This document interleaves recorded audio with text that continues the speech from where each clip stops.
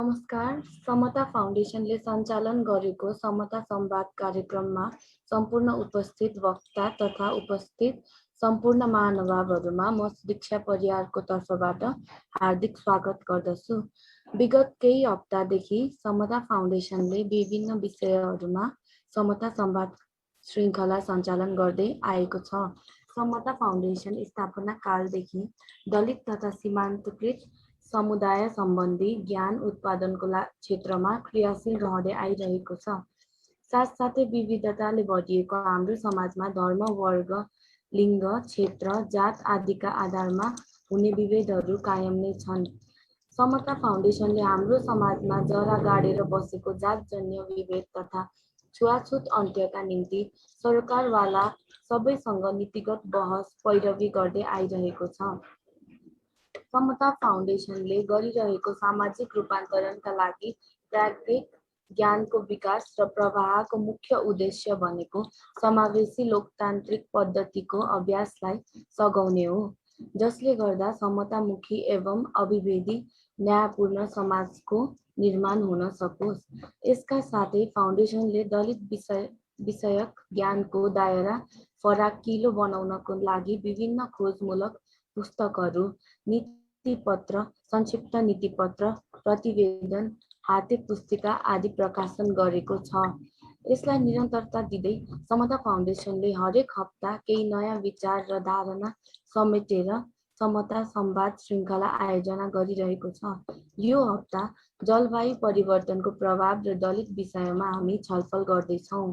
यस कार्यक्रममा आज हामी खास गरी जलवायु परिवर्तनको विश्वव्यापी कारण, जलवायु परिवर्तनको प्रभावहरू, राष्ट्रिय नीतिगत तथा संस्थागत प्रयासहरू, जलवायु परिवर्तनको कारण दलित समुदायमा परेको प्रभाव तथा उत्थानशीलता आदि जस्ता विषयमा छलफल गर्दैछौँ।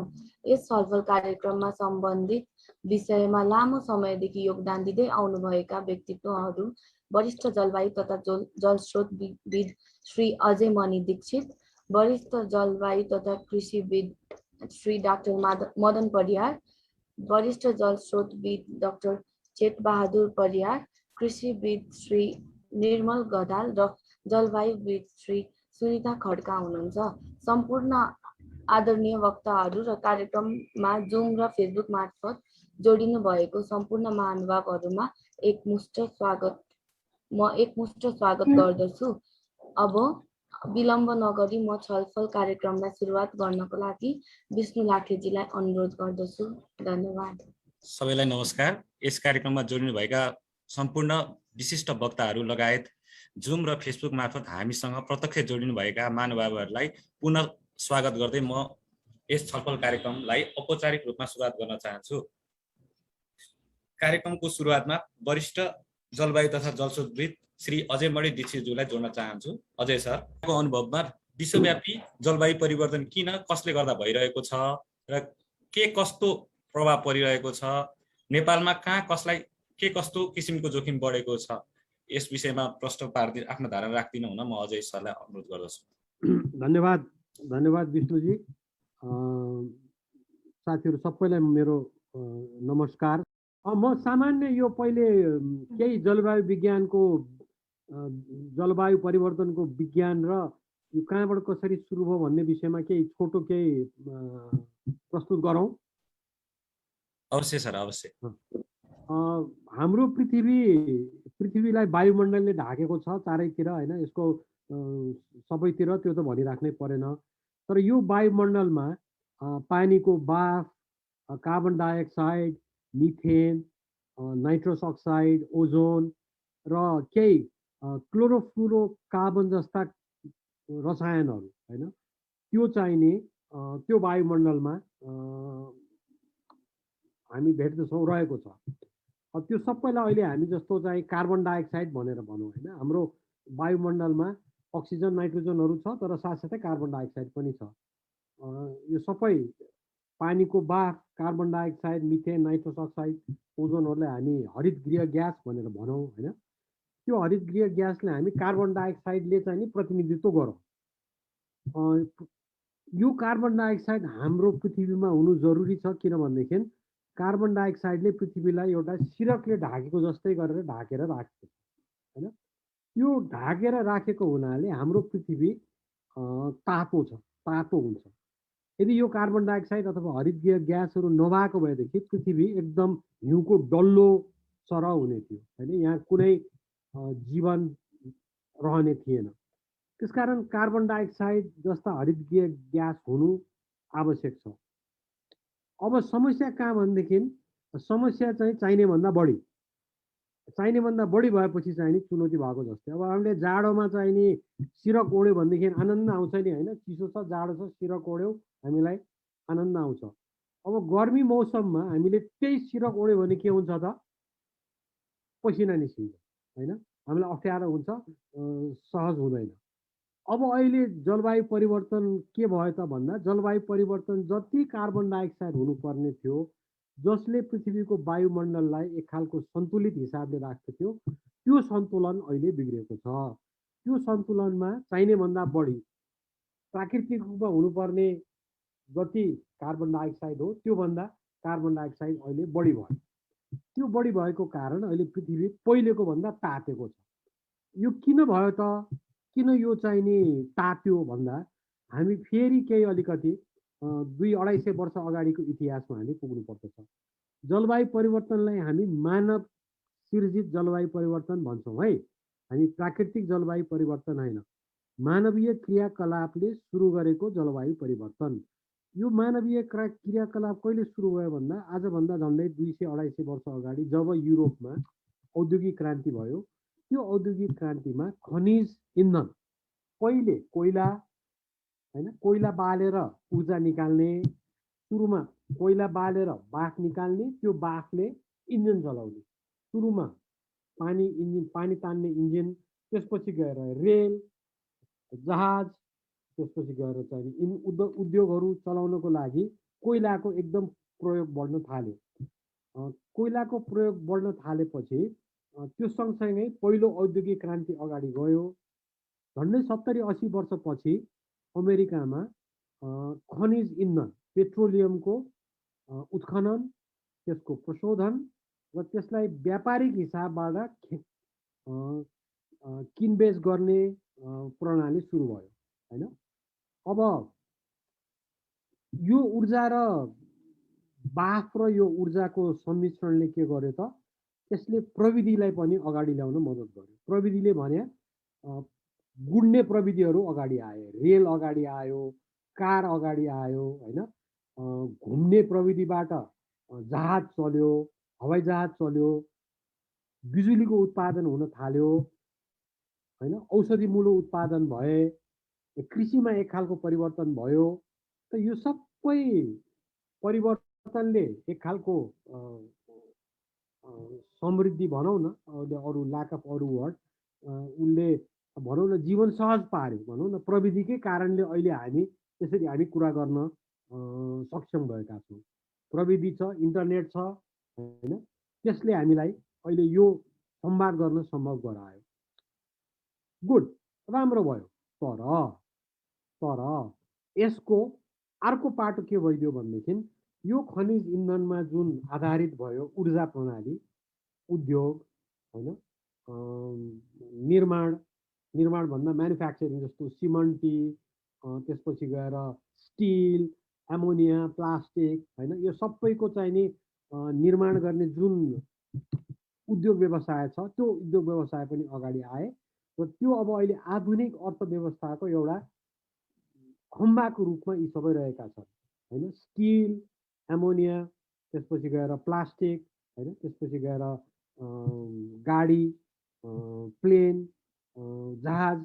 यद्यपि अहिले यो कोभिडको कारण केही यो यिनको प्रयोगमा कम आएको छ भन्दा उसले के निकाल्यो त? उसले धुवा निकाल्यो, उसले ग्यास निकाल्यो, उसले कार्बन डाइअक्साइड निकाल्यो। त यो कार्बन डाइअक्साइड गएर के भयो त? हाम्रो पृथ्वीको वायुमण्डलमा थपियो।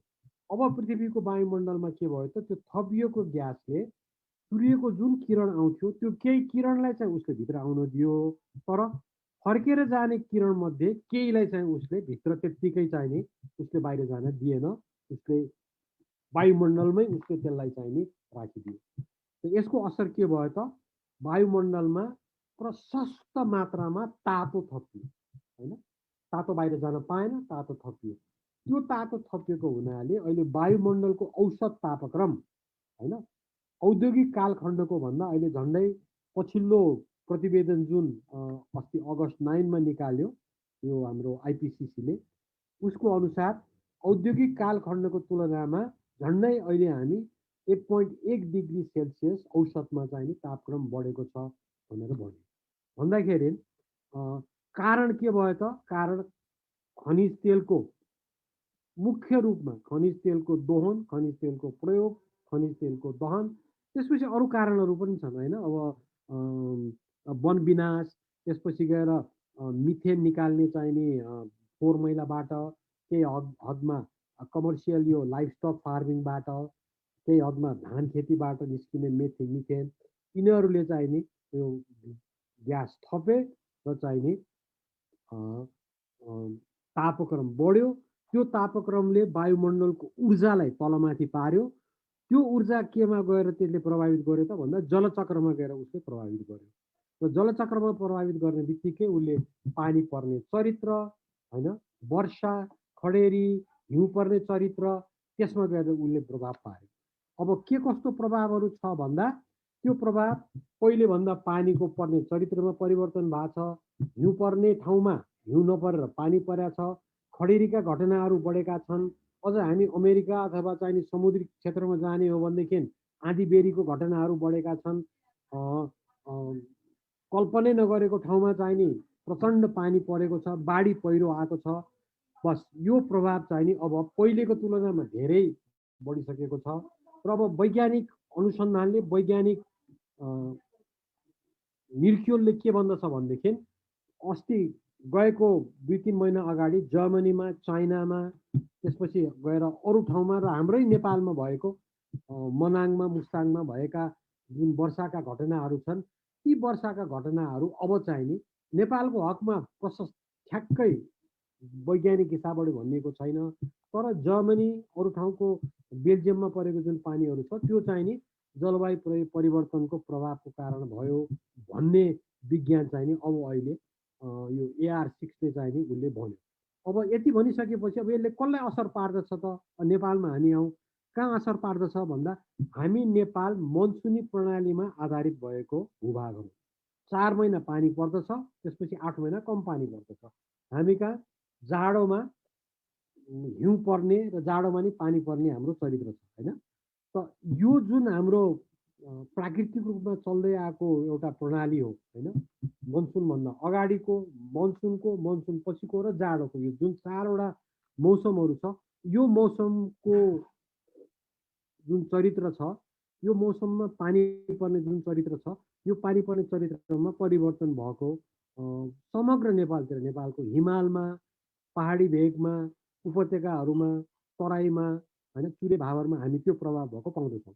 त्यति मात्र होइन, पहिलेको तुलनामा गर्मी भएको छ, पहिलेको तुलनामा जाडाका दिनहरू कम भएका छन्, गर्मीका दिनहरू बढेका छन्। काठमाडौँमै अहिले हामीलाई पहिलेभन्दा अलि हप्प हामीलाई हुन्छ, किनभनेदेखि वायुमण्डलमा, काठमाडौँको वायुमण्डलमा बढी यो बाफ बढेको हुनाले तापक्रम कम भए पनि हामीलाई बढी तापक्रम भएको जस्तो लाग्दछ, पङ्खामा बसिरहँ जस्तो लाग्दछ। अब यी प्रभावहरू भन्ने बित्तिकै एउटा प्रभाव मात्र भएन, वर्षाको प्रभाव, वर्षासित जोडिएको बाढी पहिरो, त्यसपछि गएर खडेरी, त्यसपछि गएर तापक्रममा वृद्धि। त यो प्रभावहरूले नेपाल भन्ने बित्तिकै अब हामीले नेपाललाई अघि हाम्रो समताको बहिनीले जुन भन्नुभयो नि होइन, विविधताको कुरा गऱ्यौँ। नेपालका सबै सामाजिक समुदायलाई, सबै समुदायलाई यसले असर त पार्ने नै भयो। यसले चलिआएको प्रणालीमा असर गर्यो। तर जो सीमान्त छन्, जो पछाडि परेका छन्, जो अशिक्षित छन्, जसको जनजीविकामा प्रकृतिमा आधारित छ, जसको आम्दानीको उपायहरू छैन, जसमा सूचनाको स्रोत पुगेका छैन, जो स्ट्रक्चरल हिसाबले नै, संरचनागत हिसाबले नै पछि पारिएको छ, पक्कै पनि त्यो समुदायलाई यसले चाहिँ नि, यसले ल्याउने परिवर्तनले, यसले ल्याउने प्रभावहरूले, जस्तो बाढी भनौँ अथवा पहिरो भनौँ अथवा चाहिँ नि खडेरी भनौँ, त्यो खडेरीले कसलाई बढी असर पार्दछ अहिलेसम्मको हामीले अनुभव हेऱ्यौँ भनेदेखि जो सीमान्त छ, जो पछाडि छ, जो शिक्षामा पछाडि परेको छ, जसको आम्दानी छैन, जो सामाजिक रूपमा सीमान्त छ, उसले बढी प्रभाव परेको र निरन्तर उसैले नै प्रभाव परेको असर हामी चाहिँ देख्दछौँ। र यो कुरा हामीले अरू खालको डिजास्टर, हामीले अर्थक्वेकमा हेरौँ अथवा चाहिँ नि हावाहुरीमा हेरौँ अथवा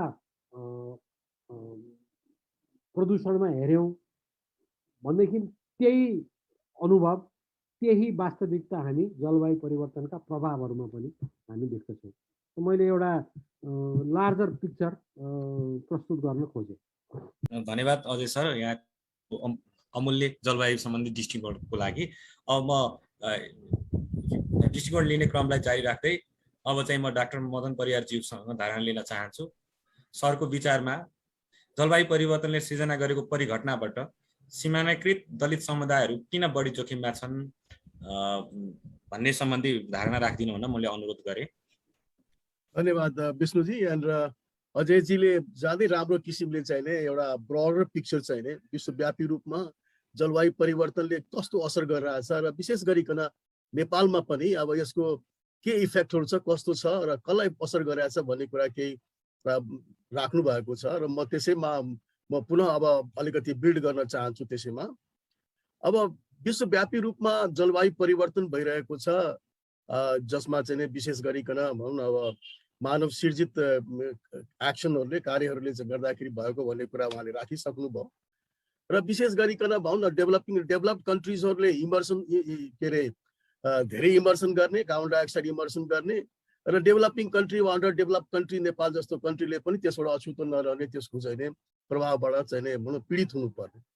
साथै भनौँ अब भन्छन् हामीलाई चाहिँ नि जेनरली हामी भन्छौँ कि चाहिँ नि जसले बिख खान्छ त्यसैलाई बिख लाग्छ भनेर त लाग्दैन भन्छन्।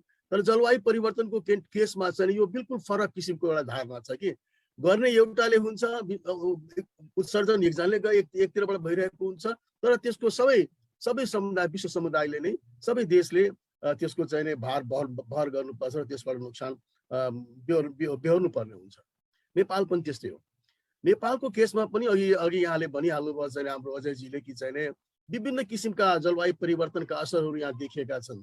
जस्तै भनौँ न फ्लडहरूको भयो, बाढी भयो, ड्राउटको कुराहरू भयो, ल्यान्डस्लाइड्सहरूका कुराहरू भए, विभिन्न किसिमका चाहिँ नि भन्न अब यो जोखिमहरू चाहिँ नि यहाँ छन्। तर ती जोखिमहरू कसले बढी बियर गरिरहेछ, त्यसको ब्रन्ट, त्यसको चाहिँ नि जुन चाहिँ त्यसको असर चाहिँ नि बढी कसलाई परिरहेको छ भन्ने कुराहरू चाहिँ नि एउटा इन्ट्रेस्टिङ कुरा छ। सबैलाई असर गरिरहेछ, असर सबैलाई गरिरहेछ। तर पनि अब भनौँ न अब यसो हेर्दाखेरि, अब तथ्याङ्कहरू हेर्दा वा अनुसन्धानहरूलाई हेर्दाखेरि हामी के भन्छौँ भने जलवायु परिवर्तनबाट चाहिँ नि जो पुअरेस्ट अफ द पुअर हुन्छ त्यो सबभन्दा बढी सफर गर्छ भन्ने किसिमको कुरा देखाइएको छ। जो सबभन्दा गरिब हुन्छ, जसमा चाहिँ त्यो असरहरूबाट त्यो जुन प्रतिरोधक क्षमता जसो कम हुन्छ, जुन अघि नै भन्नु नि, जसमा चाहिँ नि एउटा सूचनाको कमी हुने, सचेतनाको कमी हुने या स्रोत साधनहरूको कमी हुने, त्यस्ता समुदायहरू चाहिँ नि यसबाट धेरै नै यसमा चाहिँ प्रभावित भइरहेका हुन्छन् र दलित समुदाय वा सीमान्तकृत समुदाय त्यसमध्ये नै पर्दछ। नेपालमा चाहिँ नि भनौँ न जेनरली भनिन्छ अब अहिले त झन् तल गइरहेको होला, तर करिब 25% चाहिँ जनसङ्ख्या चाहिँ अहिले गरिबीको रेखा मुनि छन् भन्छन् जेनरली ओभरअल भन्ने हो भने। तर दलितहरू चाहिँ नि झन्डै 50%, कोही 40 भन्छन्, कोही 50% भनौँ न 40 to 50% चाहिँ नि दलितहरू चाहिँ नि यो गरिबीको रेखाको मुनि छन् र उनीहरूमा त्यो क्यापेसिटी छैन कि त्यो क्यापेसिटी नै छैन जो एउटा हुन्छ नि कि त्यो बेला यो जोखिमलाई कसरी न्यूनीकरण गर्ने, जोखिमसँग कसरी भिड्ने, लड्ने र कसरी चाहिँ नि एड्याप्ट गर्ने, यो क्लाइमेट चेन्जको चाहिँ यो असरहरूलाई कसरी कम गर्ने, त्यसबाट कम प्रभावित हुने त्यो किसिमको क्षमता उनीहरूमा हुँदैन। किन हुँदैन भन्नुहुन्छ भने अब तपाईँहरू यसो एकचोटि हेर्नुहोस् न, जेनरली यसो हेर्नु कहाँ बस्छन् त तिनीहरू, कस्तो ठाउँमा उनीहरूको सेटलमेन्ट्स हुन्छ। गरिब यदि दलितहरूको सेटलमेन्ट्स ओभरअल हेर्ने हो भनेदेखि, तराईतिर हेर्ने हो भनेदेखि चाहिँ नि खोलाहरूको चाहिँ तीरहरूमा, रिभरको तीरहरूमा उनीहरूको चाहिँ एउटा आइसोलेटेड एरियाजहरू छ, त्यहाँ उनीहरूको चाहिँ सेटलमेन्ट हुन्छ जो चाहिँ नि बाढीबाट अत्यन्तिक पीडित प्रभावित भइरहेको हुन्छ।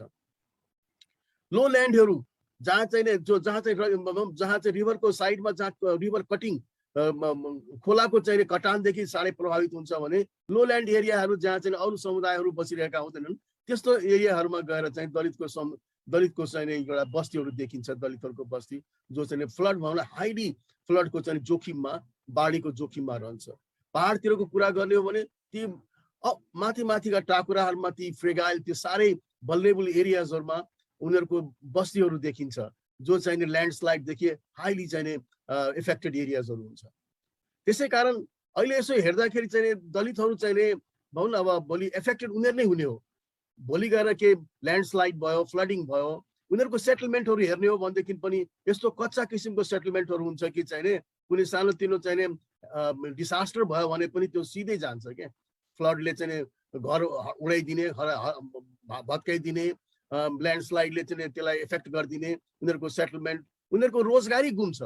उनीहरू अब भनौँ न मोस्ट अफ द दलितहरू चाहिँ अब ल्यान्डलेस छन्, उनीहरूको चाहिँ भनौँ न अब डेली वेजेसमा वेज अर्नरहरू छन् र उनीहरूको के हुन्छ भनेदेखि चाहिँ भोलि यस्तो जोखिममा पर्यो भने उनीहरूको रोजगारी समेत गुमेको हुन्छ। उनीहरूले आफ्नो चाहिँ परिवारलाई पालन पोषण गर्नसम्म अत्यन्त गाह्रो भइरहेको हुन्छ।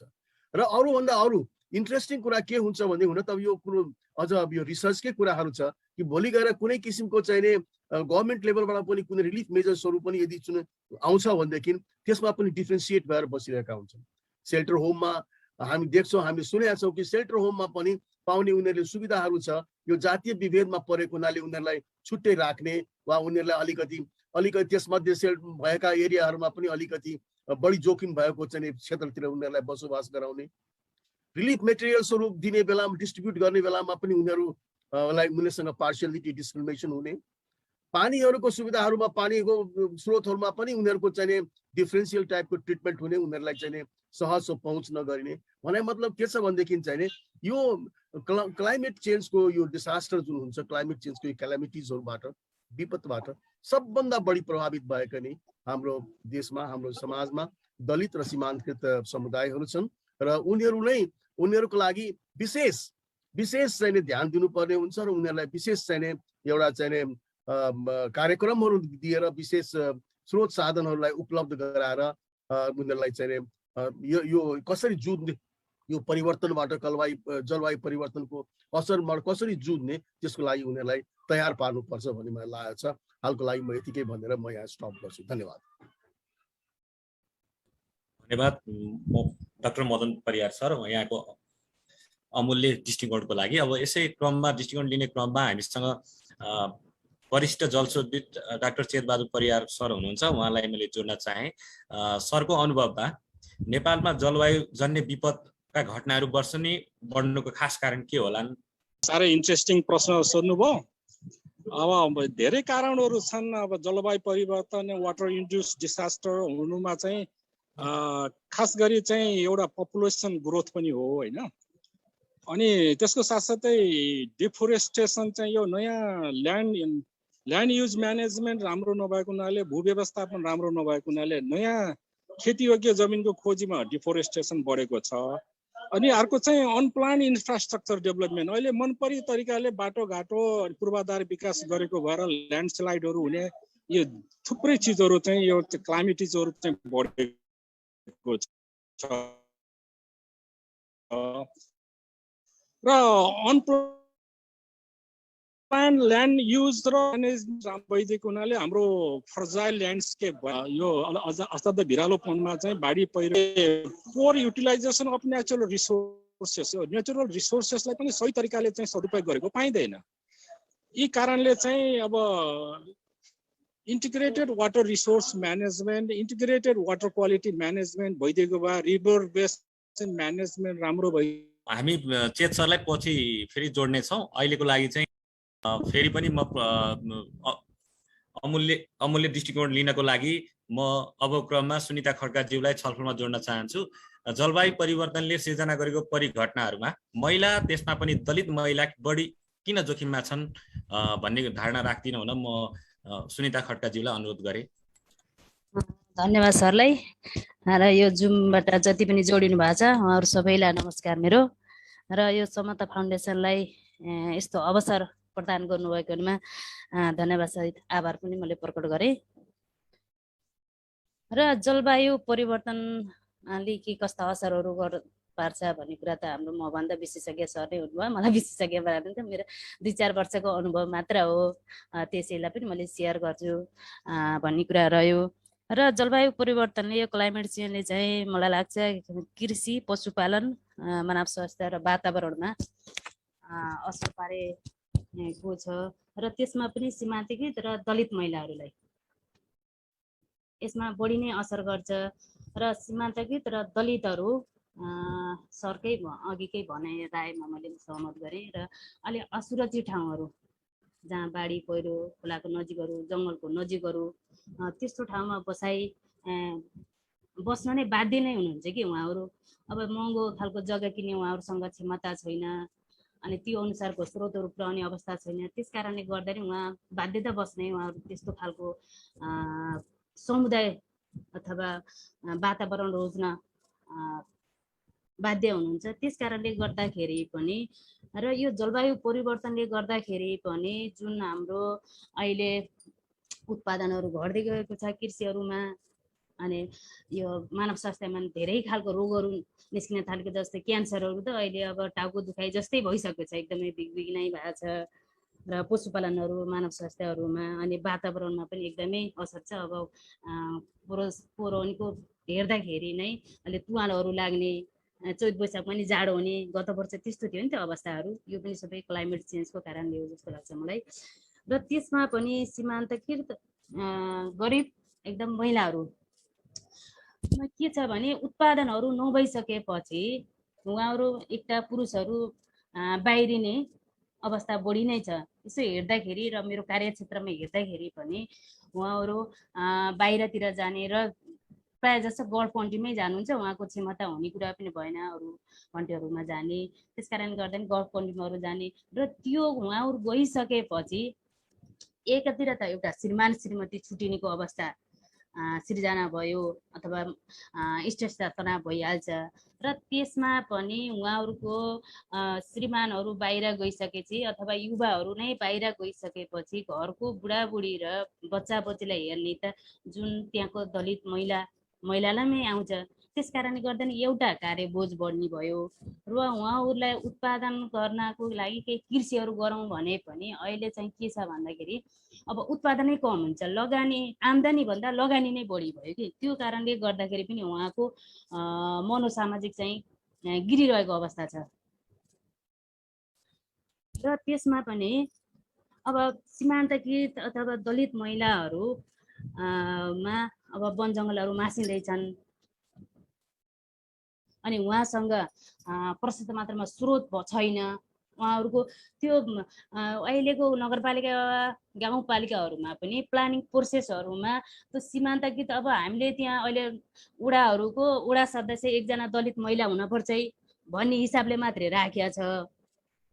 र त्यसमा पनि उहाँहरूलाई के गर्ने, मेरो काम के हो, जिम्मेवारी के हो भन्ने नै थाहा नभएको अवस्था पनि छ कि कतिपय नगरपालिका वडाहरूमा हामीले यस्तो काम गर्ने सिलसिलामा हेर्दाखेरि आफ्नै नै जिम्मेवारी के हो भन्ने थाहा नभएको, र उहाँहरूलाई एउटा राख्न पर्ने राज्यले त्यस्तो खालको संरचना गराएको हुनाले मात्रै त्यो खालको राखिएको छ। र उहाँलाई नै थाहा छैन। र यस्ता खालका कार्यक्रमहरूमा हाम्रो आवाजहरू उठाउनु पर्छ दलित समुदायको, अनि महिलाहरूको पनि। र प्लानिङ प्रोसेसहरू यस्तो खालको हुन्छ, त्यसमा हाम्रा यस्ता राय सुझावहरू राख्न सकिन्छ, हाम्रो आवश्यकताहरू त्यहाँ दिन सक्छौँ भन्ने उहाँहरूलाई नै केले एउटा संरचनाले, भौगोलिक अवस्थाले उहाँहरू त्यो ठाउँसम्म पुग्न सक्नु भएको छैन, उहाँहरूलाई चेतना नै छैन। त्यस कारणले गर्दा नि एउटा पछाडि परिराख्नु भएको छ।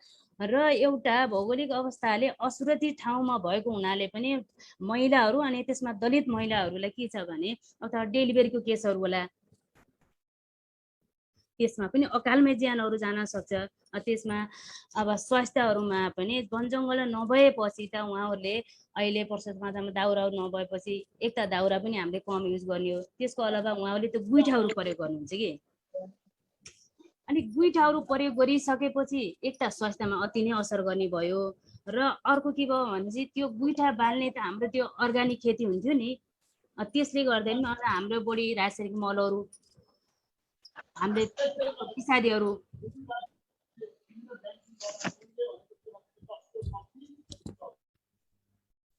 सर बोल्दै हुनुहुन्छ कि?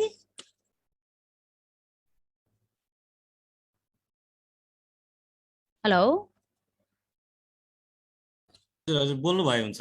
ए र त्यो गुइठाहरू पनि एकदमै असर गरिरहेको छ र हामीले जुन प्राङ्गारिक मलहरूमा त्यो प्रयोग गर्नै पाएका छैनौँ र अहिले झन् हामीले त्यो काम गरिरहेको फिल्डहरूमा छ जुन एउटा लिफलेट हामीले एउटा ग्रुपहरूलाई दिइराखेका छौँ र त्यसमा त्यो समूह केमा आबद्ध छ भनेपछि त्यसमा जुन जङ्गलबाट लिएको त्यो पत्ताहरू हो त्यसैमा आबद्ध भएर पनि उहाँले रोजगारी गरिराख्नु भएको छ र यो क्लाइमेट चेन्जले गर्दाखेरि त्यो पत्ताहरू नपाइने अथवा बढी वर्षा हुने अतिवृष्टि अनावृष्टिहरू भइरहेछ त्यस कारणले गर्दाखेरि पनि उहाँहरूले समयमा ल्याउन नपाउने अनि उहाँहरूको रोजगारी नै गुम्ने अवस्था सिर्जना भएको छ। त्यस कारणले गर्दाखेरि पनि यो क्लाइमेट चेन्जले दलित महिलाहरू अथवा महिलाहरूमै एकदमै असर पारिरहेको छ र एक त अर्कोतिर के छ भने उत्पादनहरू बढी कम भइसकेपछि र कम उत्पादन भइसकेपछि महँगी त स्वत बढ्ने भयो र महँगी बढिसकेपछि जुन दलित महिलाहरूले अथवा दलित परिवारहरूले जुन किनेर ल्याउनुहुन्छ र त्यसमा पनि घर परिवारलाई पुर्याउने अथवा हाम्रो देश भनेको त के छ अझै पनि पुरुष प्रधान देश छ र घर परिवारमा पुरुषले खाइसकेपछि मात्र महिलाहरूले खाने भन्ने त्यस्तो खालको कल्चरहरू पनि अझै हाम्रो समापन गर्न सकेका छैनौँ। अब केही त हदसम्म भइसकेछन् अझै पुरै निर्मूल चाहिँ पार्न सकेका छैनौँ।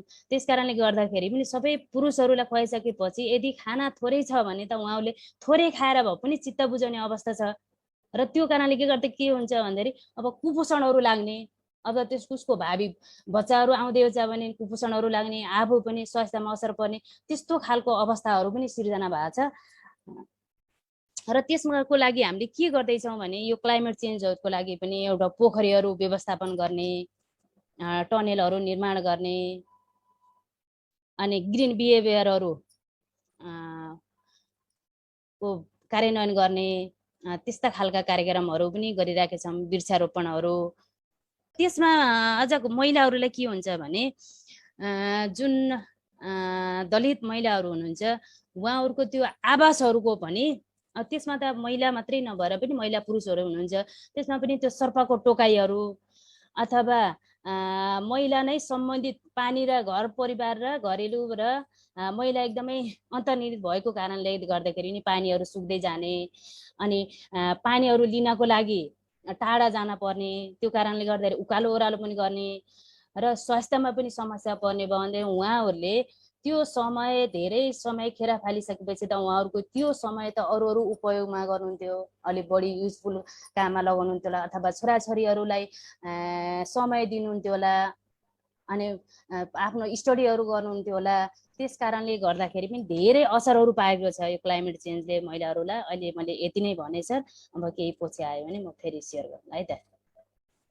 धन्यवाद सुनिता खड्काज्यूलाई उहाँको यहाँको अमूल्य दृष्टिकोणको लागि। अब चाहिँ म दृष्टिकोण लिने क्रमलाई जोड्दै अघि हामीसँग डाक्टर चेतबहादुर परियार हुनुहुन्थ्यो उहाँ चाहिँ प्राविधिक कारणले डिस्कनेक्ट हुनुभयो। अब फेरि पुनः जोड्न चाहन्छु। डाक्टर चेत सर सुनिरहनु भएको छ? अब म फेरि पनि अजय सरलाई जोड्न चाहे।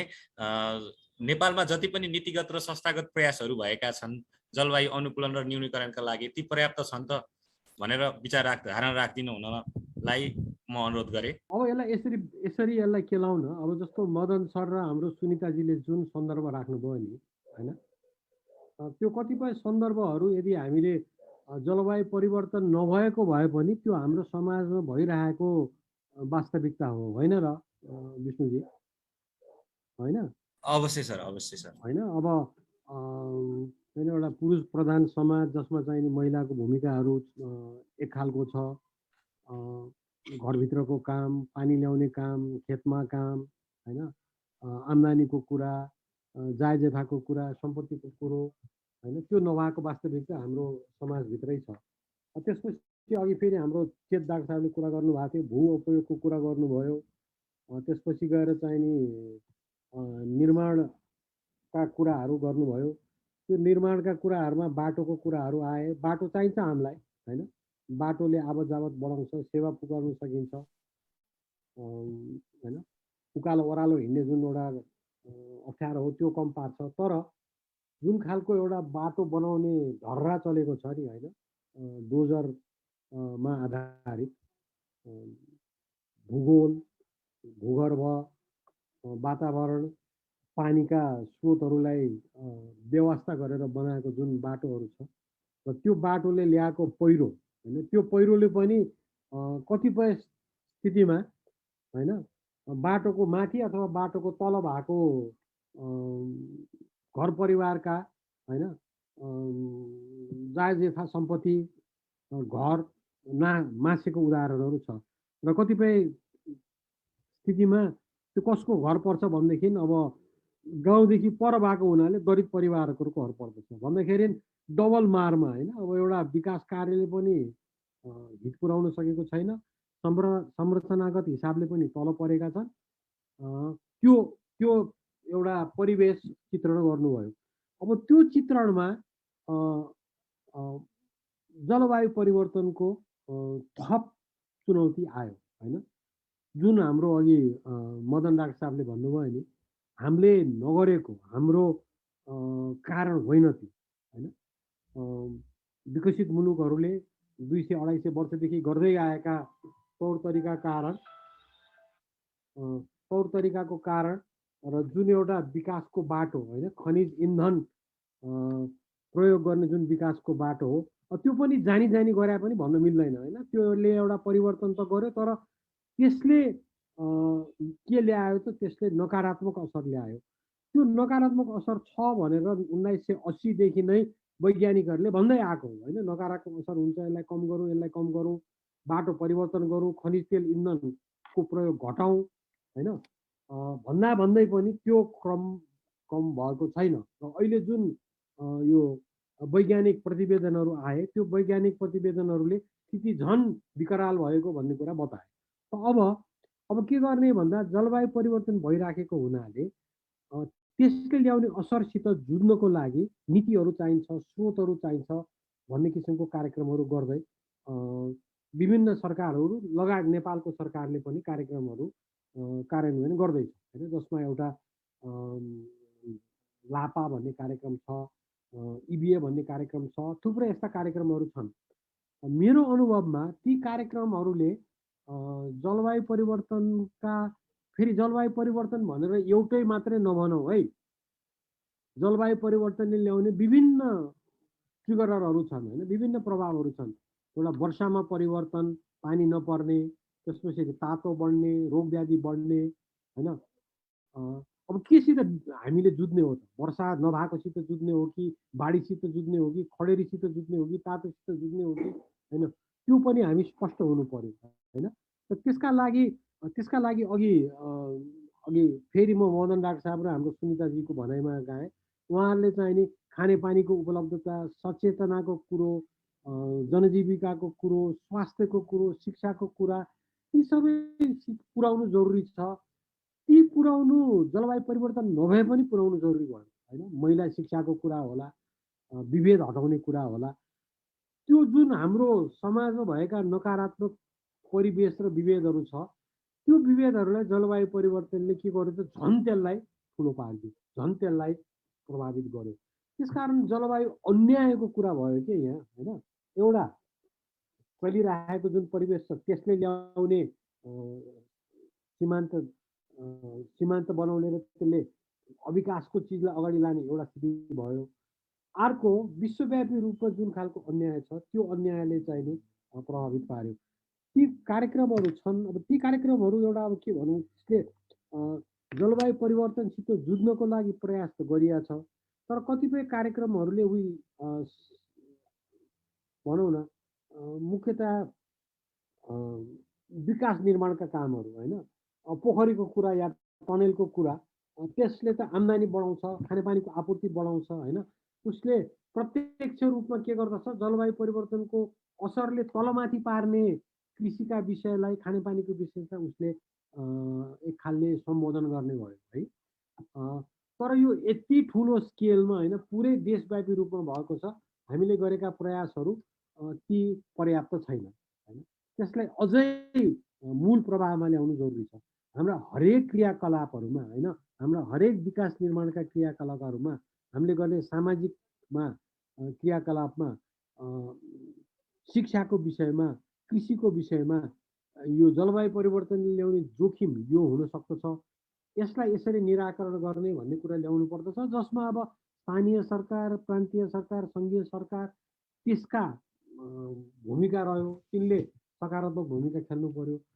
त्यो हिसाबबाट हामीले गर्नुपर्ने ठुलो काम चाहिँ बाँकी छ। र यो विषय, कतिपय विषयहरू अन्तर्राष्ट्रिय स्तरमा उठ्छ, नउठ्ने होइन।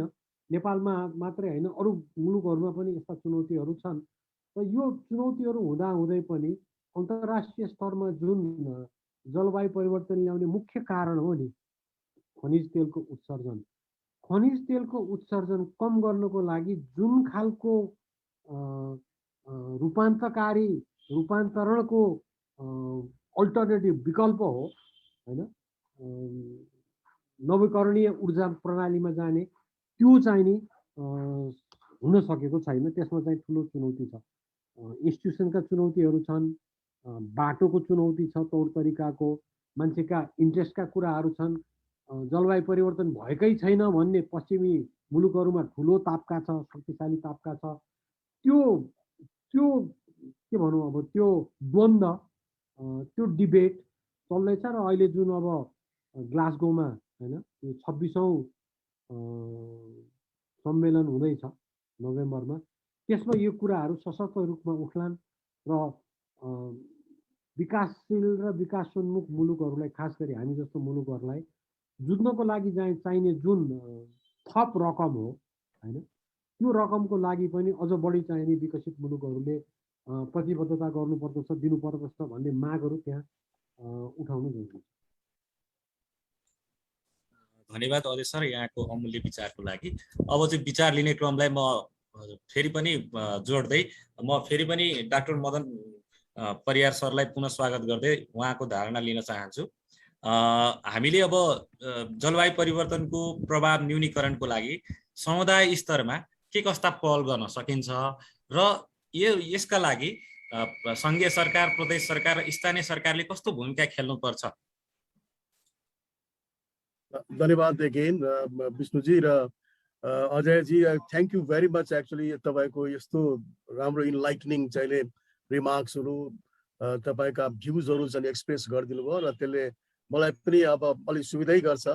अब मैले आफ्नो यो क्वेसनको जवाब दिनु पर्दाखेरि म के भन्न चाहन्छु भनेदेखि चाहिँ जलवायु परिवर्तनको असरहरू त धेरै भइरहेको छ विभिन्न समुदायमा, र विशेष गरिकन दलित र सीमान्तकृत समुदायहरू यसबाट धेरै नै पीडित छन्, आक्रान्त छन्। अब गर्ने के त, यसो के उपाय छ भन्ने कुरा जुन आइरहेछ, र सबभन्दा इम्पोर्टेन्ट कुरा के छ भनेदेखि रेजिलियन्स बिल्डिङ। अब त्यसलाई पनि उत्थानशीलता भन्छ, रेजिलियन्सलाई उत्थानशीलताको निर्माण चाहिँ बिल्डिङ हुनु पर्यो, उनीहरूको बढ्नु पर्यो। र त्यो कस्तो हुनु पर्यो, रेजिलियन्स बिल्डिङ कम्युनिटीहरूको, समुदायको कसरी बढाइन्छ भनेदेखि उनीहरूको एन्टिसिपेटरी क्यापेसिटी उनीहरूको बढाउनु पर्यो, उनीहरूको चाहिँ एड्याप्टिभ क्यापेसिटी, एब्जर्प्टिभ क्यापेसिटी बढाउनु पर्यो, एड्याप्टिभ क्यापेसिटी बढाउनु पर्यो। र अहिले त नयाँ फेरि टर्मिनोलोजिसहरू आइरहेको छ, जसलाई ट्रान्सफर्मेटिभ क्यापेसिटी बढाउनु पर्यो। यो अर्को टेक्निकल कुराहरू छ। र रेजिलियन्स बिल्डिङ के को लागि चाहिन्छ भनेदेखि क्लाइमेटिक जुन जलवायुका जुन क्लाइमेटिक सक्सहरू हुन्छन्, जस्तै भनौँ न फर इक्जाम्पल बाढी भयो या ल्यान्डस्लाइडहरू भयो या क्लाइमेटिक स्ट्रेसहरू भनौँ, ड्राउटहरू होला वा इन्सेक्ट पेस्ट इन्फेस्टेसनहरू होला वा विभिन्न कुराहरू होला, त्योसँग जुझ्ने क्षमता चाहिँ हामी समुदायको र ती पीडित चाहिँ भनौँ न अब दलित र सीमान्तकृत समुदायमा चाहिँ त्यो हुनुपर्छ, त्यो बढाउनु पर्ने अत्यन्तै जरुरी छ। त्यो प्रिरिक्विजिट हो। र मैले अघि नै भने त्यो के हुन्छ त, कसरी रेजिलियन्स बिल्ड हुन सक्छ भनेदेखि एन्टिसिपेटरी क्यापेसिटी बिल्ड गर्ने, उनीहरूको एब्जर्प्टिभ क्यापेसिटी बढाउने र उनीहरूको चाहिँ एड्याप्टिभ क्यापेसिटी बढाउने, र अहिले हालसालै हामी ट्रान्सफर्मेटिभ क्यापेसिटीका पनि कुराहरू गर्दैछौँ। एन्टिसिपेटरी क्यापेसिटी भन्नाले कस्तो, म अलिकति मेरा केही अनुभवहरू पनि यहाँ म राख्न चाहन्छु कसरी यो बढ्दो रहेछ भनेर। एन्टिसिपेटरी भनेको पूर्व सूचना, कुनै किसिमको जोखिम हुन लागिरहेको छ भनेदेखि त्यसको पूर्व सूचना हुने। र यो दुई किसिमको हामीले ट्रायल गरेका थियौँ। एउटा त मौसम सम्बन्धी पूर्व सूचना र अर्को चाहिँ बाढी सम्बन्धी पूर्व सूचना। अब भनौँ न एउटा कैलालीको केसमा हामीले एउटा चाहिँ एक्सपेरिमेन्ट गरेका थियौँ एउटा सानो प्रोजेक्टमा, जसमा चाहिँ नि स्थानीय स्तरमा चाहिँ नि मौसम अनुको सूचना दिने र त्यसलाई अलि प्रोसेसिङ गरेर किसानहरूमा त्यहाँका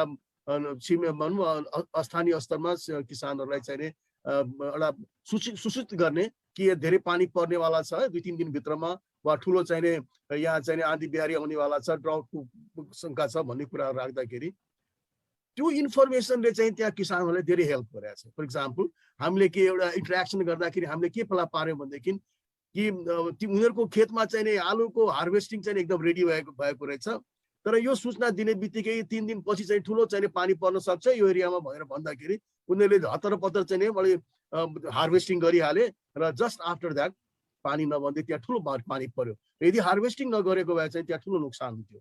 त्यस्तै भन्नु अब फ्लड बाढीको पूर्व सूचना भनौँ, अब बाढी चाहिँ आउनेवाला छ भनेदेखि अब यदि हामीले चाहिँ पूर्व सूचना दिन सक्यौँ र लिड टाइम भन्छन् जसलाई 5 घन्टा 7 घन्टा 10 घन्टा अगाडि यदि समुदायमा त्यो सूचना पुर्याउन सक्यो भने उनीहरू तयार हुन सक्छ, प्रिपेयर्डनेसको लागि उनीहरू टाइम पाउँछ, रेस्क्यु पनि गर्न सक्छ। तर उनीहरू त्यहाँबाट चाहिँ कसरी चाहिँ इभ्याकुएट गर्ने र कसरी एउटा सेफ प्लेसमा सेल्टर होममा गएर कसरी बस्ने भन्ने किसिमको उनीहरूले त्यो टाइम पाउँछ।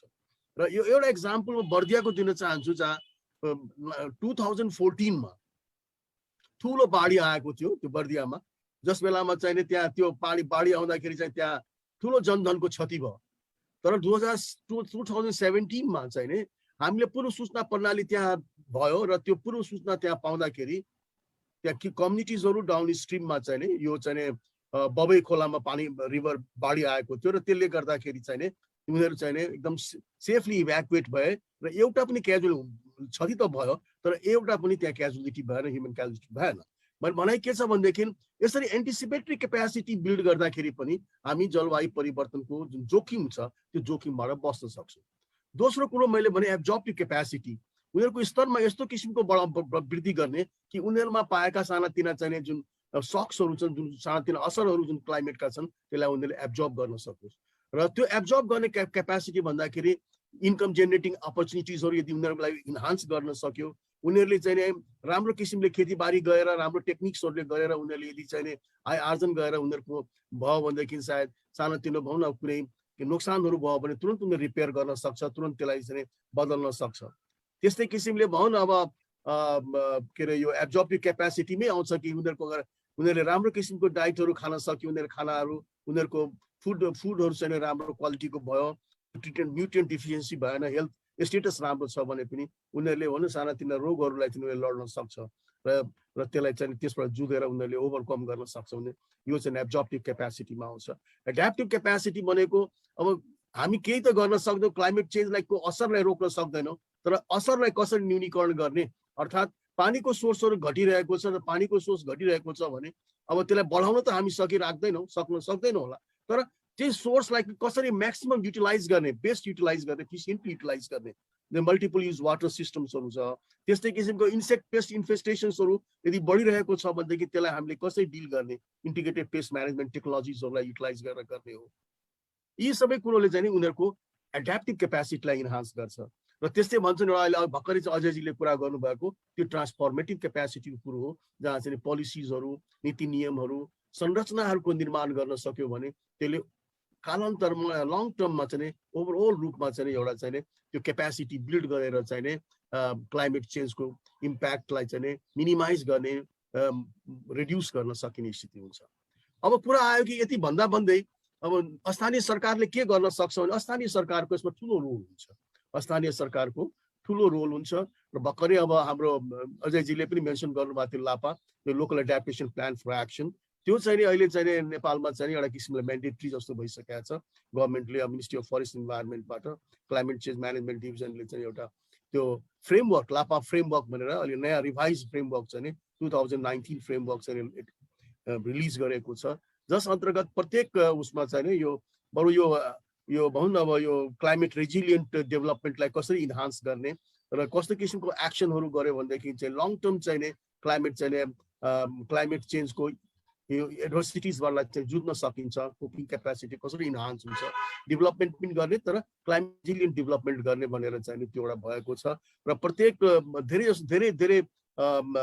स्थानीय पालिका लेभलमा चाहिँ यो एउटा चाहिँ त्यहाँको मेयर, त्यहाँको अध्यक्षको अध्यक्षतामा यो कमिटी बन्छ जसले सबै समुदायलाई सँगालेर राखेर चाहिँ एउटा प्लान बनाउने एडहोक रूपमा चाहिँ डेभलपमेन्ट गर्नुभन्दा पनि एउटा plan local adaptation plan for action चाहिँ इन्टिग्रेटेड प्लान बनाउने र त्यही प्लान अनुसार चाहिँ जसमा चाहिँ भनौँ अब त्यो प्लान बनाउँदाखेरि लङ टर्म टाइपले त्यो एरियामा चाहिँ क्लाइमेटको कस्तो किसिमको परिवर्तनहरू भएको छ नि बर्खाको भनौँ रेनफल प्याटर्न भनौँ टेम्परेचर प्याटर्न भनौँ अन्य किसिमको ह्याभोकहरू डिसास्टर्सहरू कसरी भइरहेको छ कम्युनिटिजहरूले कसरी त्यसलाई अहिलेसम्म कोपिङ गर्दै आइरहेका छन् र के गर्नु पर्यो भने बेस्ट हुन्छ उनीहरूको निड के छ उनीहरूको प्रायोरिटिज के गर्दाखेरि चाहिँ बेस्ट वेमा चाहिँ यसलाई यो डिल गर्न सकिन्छ उनीहरूको इकोनोमिक अपर्च्युनिटिजहरू पनि उनीहरूलाई जेनेरेट हुने र उनीहरूको लाइभलीहुड इम्प्रुभ गर्ने र साथै क्लाइमेटको एडभर्सिटिजहरूबाट पनि उनीहरूलाई कसरी प्रोटेक्ट गर्ने यी सबै कुराहरूलाई चाहिँ समेटेर चाहिँ त्यो local adaptation plan for action हुन्छ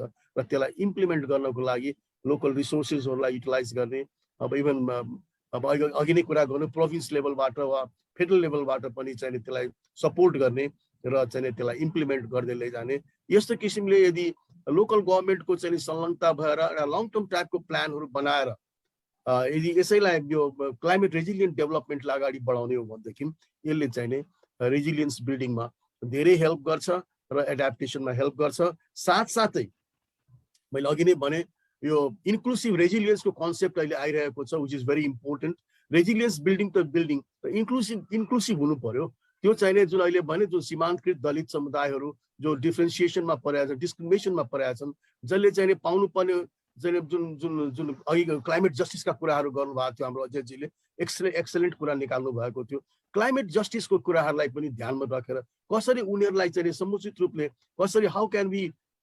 include them all involve them all in this process उनीहरूको भोइस जो भोइसलेस पिपलहरू छ उनीहरूको भोइसलाई कसरी चाहिँ लैजाने त्यहाँ सुन्ने र कसरी एड्रेस गर्ने यी सबै किसिमले गर्न सक्यो भनेदेखि चाहिँ डेफिनेटली चाहिँ हामीले चाहिँ धेरै हदसम्म रेजिलियन्स बिल्ड गर्न सक्छौँ र यी दलित र सीमान्तकृत समुदायहरूका समस्याहरूलाई एड्रेस गर्न सक्छौँ जस्तो मलाई लाग्छ थ्याङ्क यू भेरी मच यस कार्यक्रममा जोडिनु भएका सम्पूर्ण वक्ता तथा जुम र हजुर सरकै भनाइसहित मैले एउटा दुईटा केही थप गरौँ होइन मैले एउटा जानकारी राखिरहेको हाम्रो यस कार्यक्रम चाहिँ अहिले रेडियो कपिलवस्तुबाट लाइभ भइरहेको छ यहाँहरूलाई यो जानकारी राख्न चाहे हजुर जोडिन सक्नुहुन्छ सर अब सरले जुन लापाहरू पनि राखिन्छ भन्नुहुन्छ नि नगरपालिकाहरूमा गाउँपालिकाहरूमा त्यसको साथसाथै अहिले डिआरआर प्लानहरू पनि बनिराखेका छन् कि क्लाइमेट चेन्जलाई नै त्यसले पनि केही प्रभावहरू पार्छ होला र त्यसमा पनि हामीहरूले अहिले यो कपिलवस्तुको बुद्धभूमि नगरपालिका र विजयनगर गाउँपालिकामा चाहिँ हामीले पनि बनाइरहेको छ यो म आबद्ध भएको संस्थाले र यसमा चाहिँ जुन क्लाइमेट चेन्जहरू अब मेरो भ्यूमा के लाग्छ भने जुन अब विकास अथवा केही चेन्ज गर्न छ भने आफैबाट सुरुवात गर्नुपर्छ भने चाहिँ अथवा हामीले पनि यो क्लाइमेट चेन्जको लागि वृक्षारोपणहरू गर्ने घरको वरिपरि 4-5वटा त्यस्तो खालको नियमहरू बनाउने अनि खेर गइरहेको पानीहरूलाई सङ्कलन गरेर पुनः प्रयोग गर्न सकिने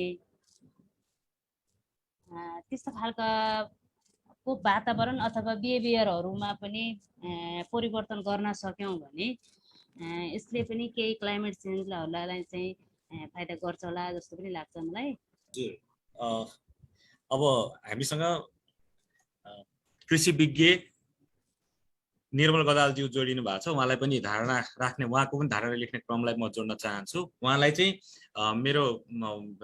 चाहिँ दलित समुदायलाई कसरी कृषि उत्थानशील बनाउन सकिन्छ यहाँको विचारमा राखिदिनु हुन अनुरोध गरे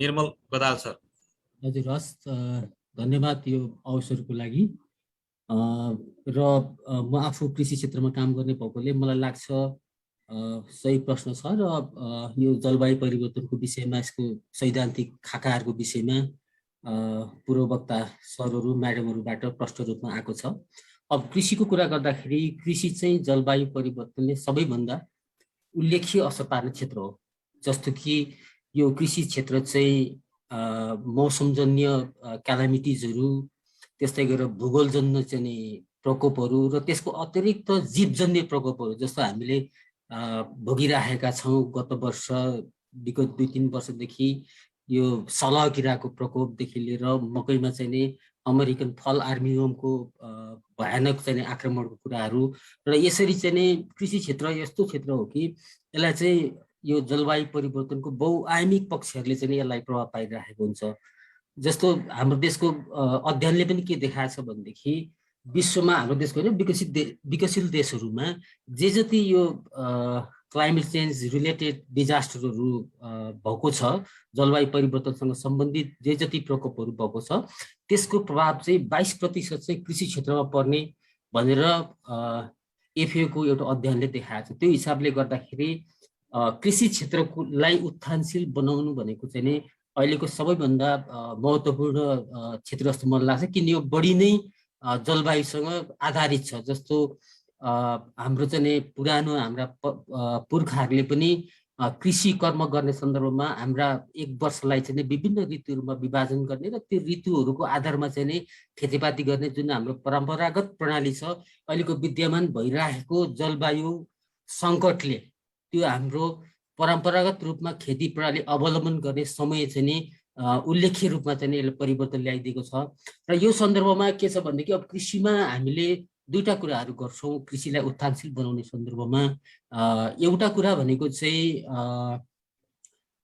कृषि भनेको फेरि कस्तो क्षेत्र हो भने करिब 22% हरित गृह ग्यास चाहिँ नि उत्सर्जन गर्ने क्षेत्र पनि आफै हो, प्रभावित पनि आफै हुने र सबभन्दा बढी प्रभाव पनि आफैले पर्ने खालको जलवायु परिवर्तन यस्तो सेन्सिटिभ विषय भएको र कृषि चाहिँ नि बिउ छरेदेखि नै यसलाई चाहिँ जीवित रूपमा यसलाई चाहिँ बिउ पनि जीवितै हो, जीवित वस्तु रोपेर जीवित वस्तु नै उपभोक्ताकोसम्म पुर्याउनु पर्ने कृषिको बाध्यता भएकोले गर्दा यो जलवायुमा आएको सङ्कट वा परिवर्तनले चाहिँ यसमा अत्यन्तै धेरै प्रभाव पारिरहेको छ। र यो सन्दर्भमा दुईटा यसको चाहिँ एप्रोचहरू छन्। हामीले यो जलवायु परिवर्तनलाई न्यूनीकरण एउटा चाहिँ हामीले मिटिगेसन गर्ने भन्छौँ, अर्थात् चाहिँ कृषि क्षेत्रले जुन किसिमले हरित गृह ग्यासहरू चाहिँ उत्सर्जन गरिरहेको छ त्यसलाई कम गर्ने उपायहरूको अवलम्बन गर्नुपर्दछ भने अर्को भनेको चाहिँ जलवायु परिवर्तन भनेको लामो समयसम्म रहने एउटा प्रक्रिया भएको हुनाले हामीले चाहिँ जलवायु परिवर्तनसँग भाग्ने हामीसँग कुनै उपाय नभएकोले गर्दाखेरि योसँग अनुकूलित भएर जाने जलवायु परिवर्तनले सिर्जना गरेका के समस्याहरू छन् भनेर त्यसलाई चाहिँ आइडेन्टिफाई गर्ने, ती समस्याहरूलाई चाहिँ मुकाबिला गर्नको निमित्त विभिन्न प्राविधिक या चाहिँ फाइनेन्सियल विभिन्न हिसाबले चाहिँ यसलाई एड्रेस गर्ने हो। र अलिकति किसानले बुझ्ने भाषामा भन्दाखेरि जस्तो हामीले अहिले अभ्यासमा ल्याउन खोजेको यो बाली बिमाको जुन व्यवस्था छ त्यो एउटा चाहिँ कृषिको लागि एउटा चाहिँ यो जलवायु परिवर्तनसँग लड्ने एउटा महत्त्वपूर्ण साधन सैद्धान्तिक रूपमा भए पनि अझै पनि किसानहरूको बाली बिमा र पशुपक्षी बिमामा चाहिँ पहुँच भने जस्तो पुगिरहेको अवस्था छैन।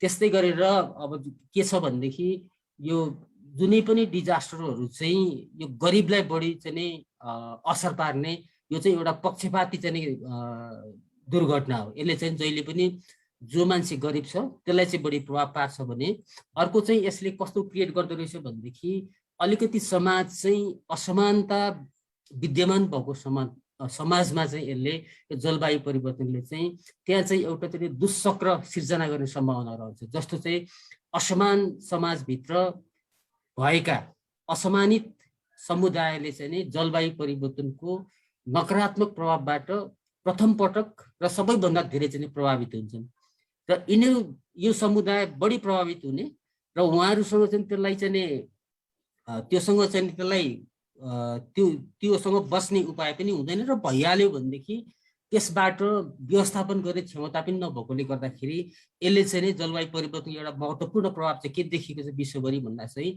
खास गरिकन असमानता विद्यमान रहेको ठाउँमा चाहिँ यो जलवायु परिवर्तनले झन् असमानता चाहिँ सिर्जना गर्ने अवस्था विकास हुँदै गएको विभिन्न विश्वका र नेपालकै अनुभवले पनि हामीले देखाउँछ। त्यो भएको सन्दर्भमा जलवायु परिवर्तनलाई हामीले असमानताको दृष्टिकोणबाट पनि हेर्नुपर्ने हुन्छ र प्राविधिक रूपमा कुरा गर्दाखेरि कृषि क्षेत्रमा अहिले विभिन्न प्रकारको प्रविधि र विभिन्न प्रकारका चाहिँ बिउ बिजनका जातहरू विकास भएका छन् हाम्रो देशमा। पनि धेर थोर गर्ने प्रयासमा छौँ, हामी गरिरहेका छौँ। र विदेशबाट मा पनि त्यस्ता चाहिँ विभिन्न खालका बिउका जातहरू विकास भएका छन्, जसले चाहिँ सुक्खा सहन सक्छ, जसले चाहिँ चिसो सहन सक्छ, जसले चाहिँ नि यो बाढीलाई सहन सक्छ।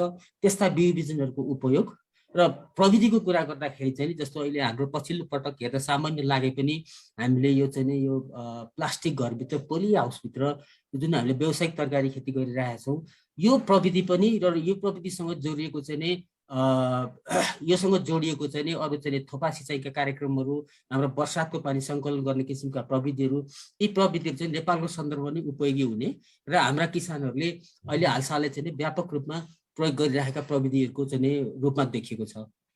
निर्मल सर, हस्, थ्याङ्क यू हजुर।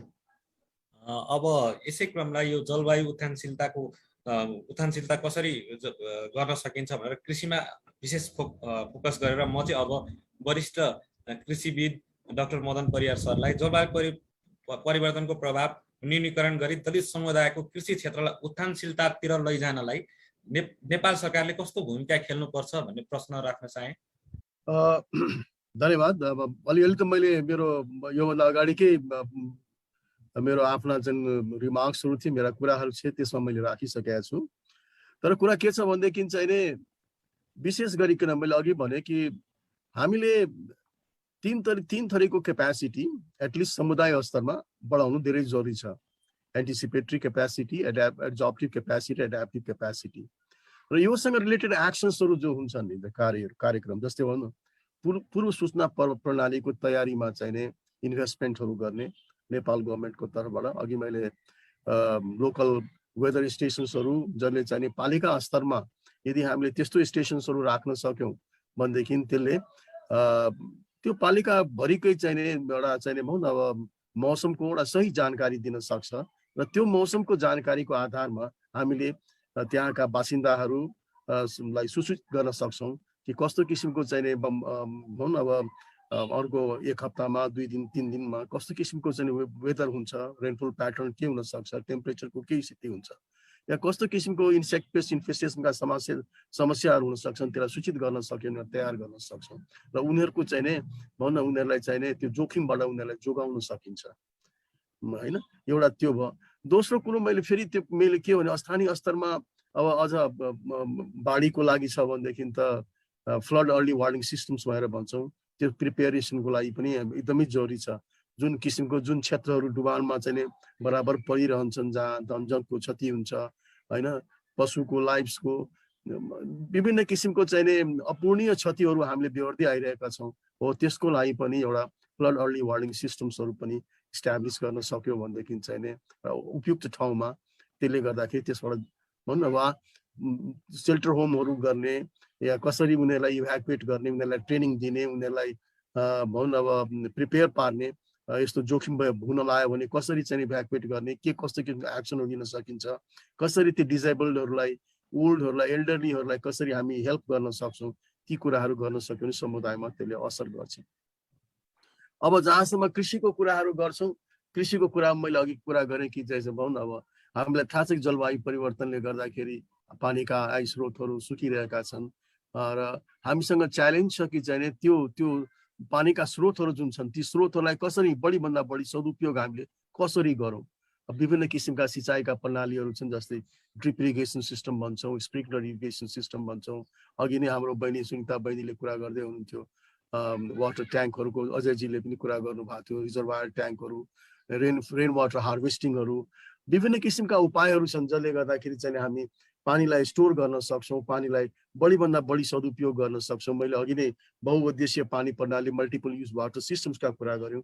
म योभन्दा पहिले काम गरेको संस्था आइडीमा हामीले करिब 500 सच सिस्टम्स, यस्तो सिस्टम्सहरू करिब 30-32वटा जिल्लामा लगायौँ, जहाँ चाहिँ अहिले करिब 90,000 1 लाखभन्दा बढी पिपलहरूले त्यो लाभान्वित भएका छन्।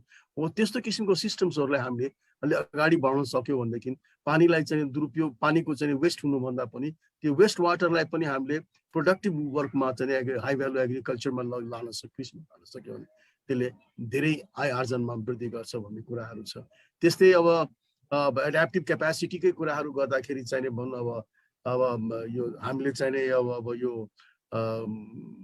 विभिन्न किसिमका आय आर्जनका एक्टिभिटिजहरूलाई जाने, हाई भ्यालु एग्रिकल्चरहरू, आइपिएम टेक्नोलोजिजहरूलाई कसरी बढाउने, कम्युनिटी बेस्ड चाहिने भनौँ न एउटा अहिले नयाँ कन्सेप्ट हामीले अगाडि सारेका छौँ, जसलाई रेजिलियन्ट मार्केट इकोसिस्टम्स एप्रोच भनेर भन्छौँ। त्यसलाई पहिले हामी कमर्सियल पकेट एप्रोच भन्थ्यौँ, जसमा चाहिँ साना किसानहरूलाई आबद्ध गरेर एउटा ग्रुप बनाउने र ती किसानहरूका ग्रुपलाई पनि धेरै ग्रुपहरूलाई भनौँ 10-15-20-25 जनाको ग्रुपलाई चाहिँ भएका ग्रुपलाई पनि त्यस्ता पनि 10-15वटा ग्रुपहरूलाई आबद्ध गरेर एउटा कमर्सियल पकेट कलेक्सन सेन्टर्सहरू बनाउने, जहाँ चाहिँ उनका ती साना प्रड्युसहरू हाई भ्याल्यु क्रप्सहरूलाई चाहिँ त्यहाँ एग्रिगेट गर्ने र प्राइभेट सेक्टर्सहरूसँग चाहिँ पार्टनरसिप डेभलप गराएर भनौँ न ट्रेडरहरूसँग वा इनपुट सप्लायरहरूसँग सम्पर्क बढाएर फार्मरलाई राम्रो प्राइसमा चाहिँ त्यो प्रड्युसहरू सेल गर्न चाहिँ हेल्प गर्ने, राम्रो इनपुट्सहरूले चाहिँ अझ उनीहरूलाई एभाइलेबल गराउने र साथै चाहिँ भनौँ अब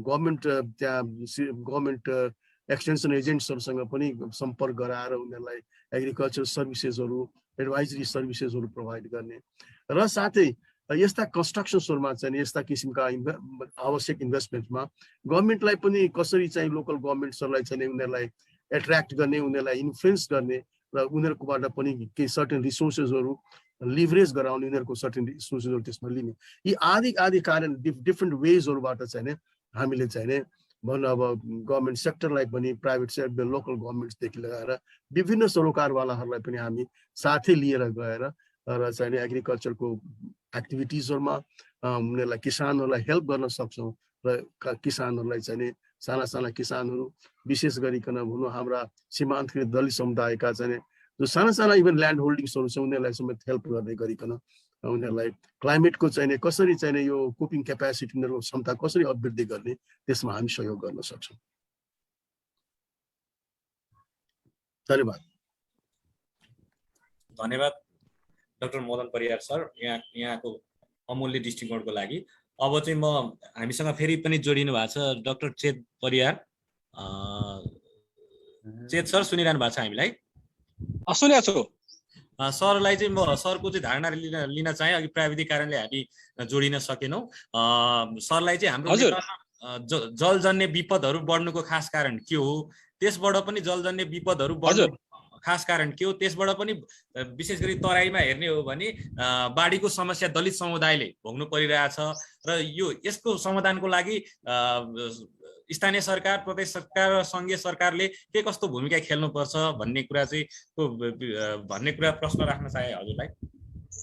हजुर, अब यसमा चाहिँ खास गरी यस्तो किसिमका चाहिँ क्लाइमेटिक ग्लोबल वार्मिङ र क्लाइमेट चेन्जको कारण चाहिँ विभिन्न किसिमका अकुरेन्सहरू चाहिँ वर्षेनी बढ्नमा कारण चाहिँ खास गरी पपुलेसन ग्रोथ छ एउटा, अनि पपुलेसन ग्रोथको साथसाथै चाहिँ अब यो नयाँ पेसा व्यवसायको कामको खोजीको कारण चाहिँ र खेतीयोग्य जमिनको खोजीको कारण चाहिँ डिफोरेस्टेसन बढ्दो छ।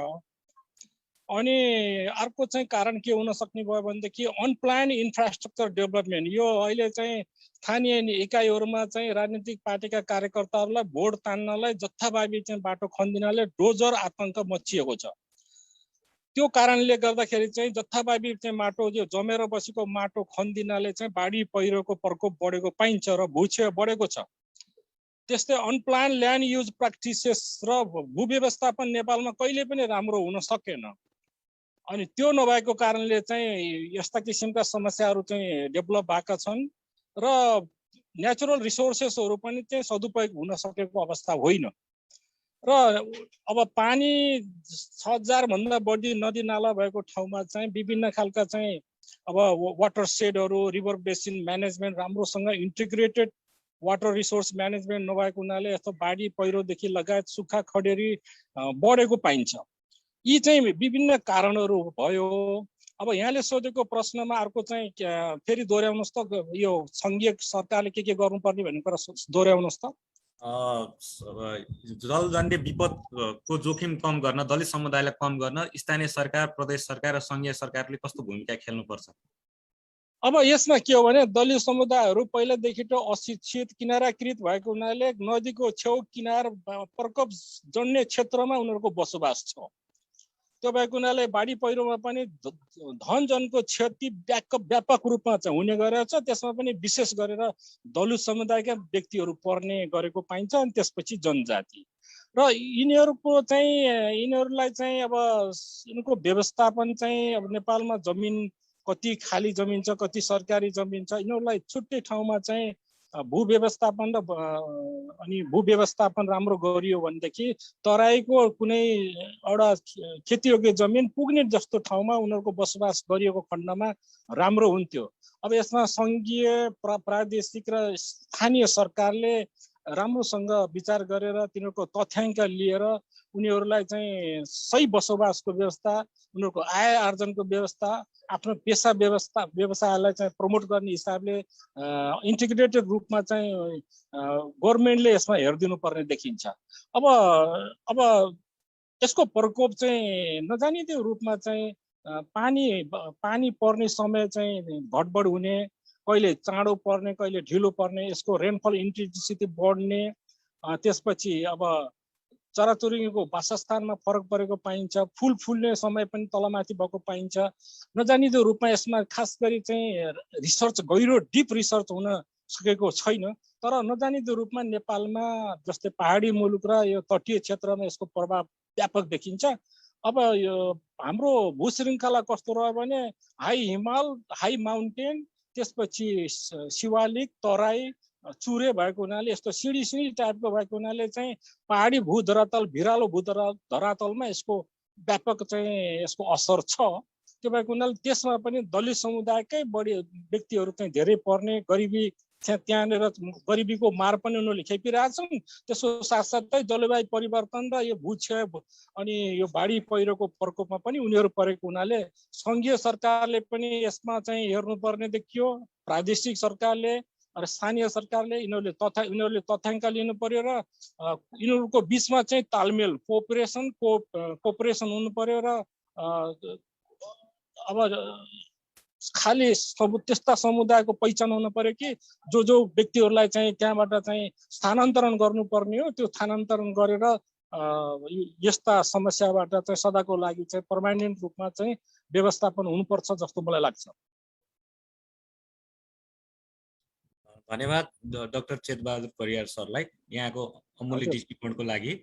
अब म फेरि दृष्टिकोण लिने क्रमलाई निरन्तरता दिँदै म सुनिता खड्का ज्यूसँग जोडिन चाहन्छु। उहाँसँग चाहिँ म विशेष गरी विपन्न दलित महिला र बालबालिकाहरूलाई जलवायु परिवर्तनको प्रभाव न्यूनीकरण तथा अनुकूलन प्रक्रियामा मूल प्रभावीकरण गरेर के कस्ता नीतिगत तथा संस्थागत प्रयास गरिनुपर्छ भन्ने यहाँको विचार राखिदिनु हुन मैले अनुरोध गरेँ।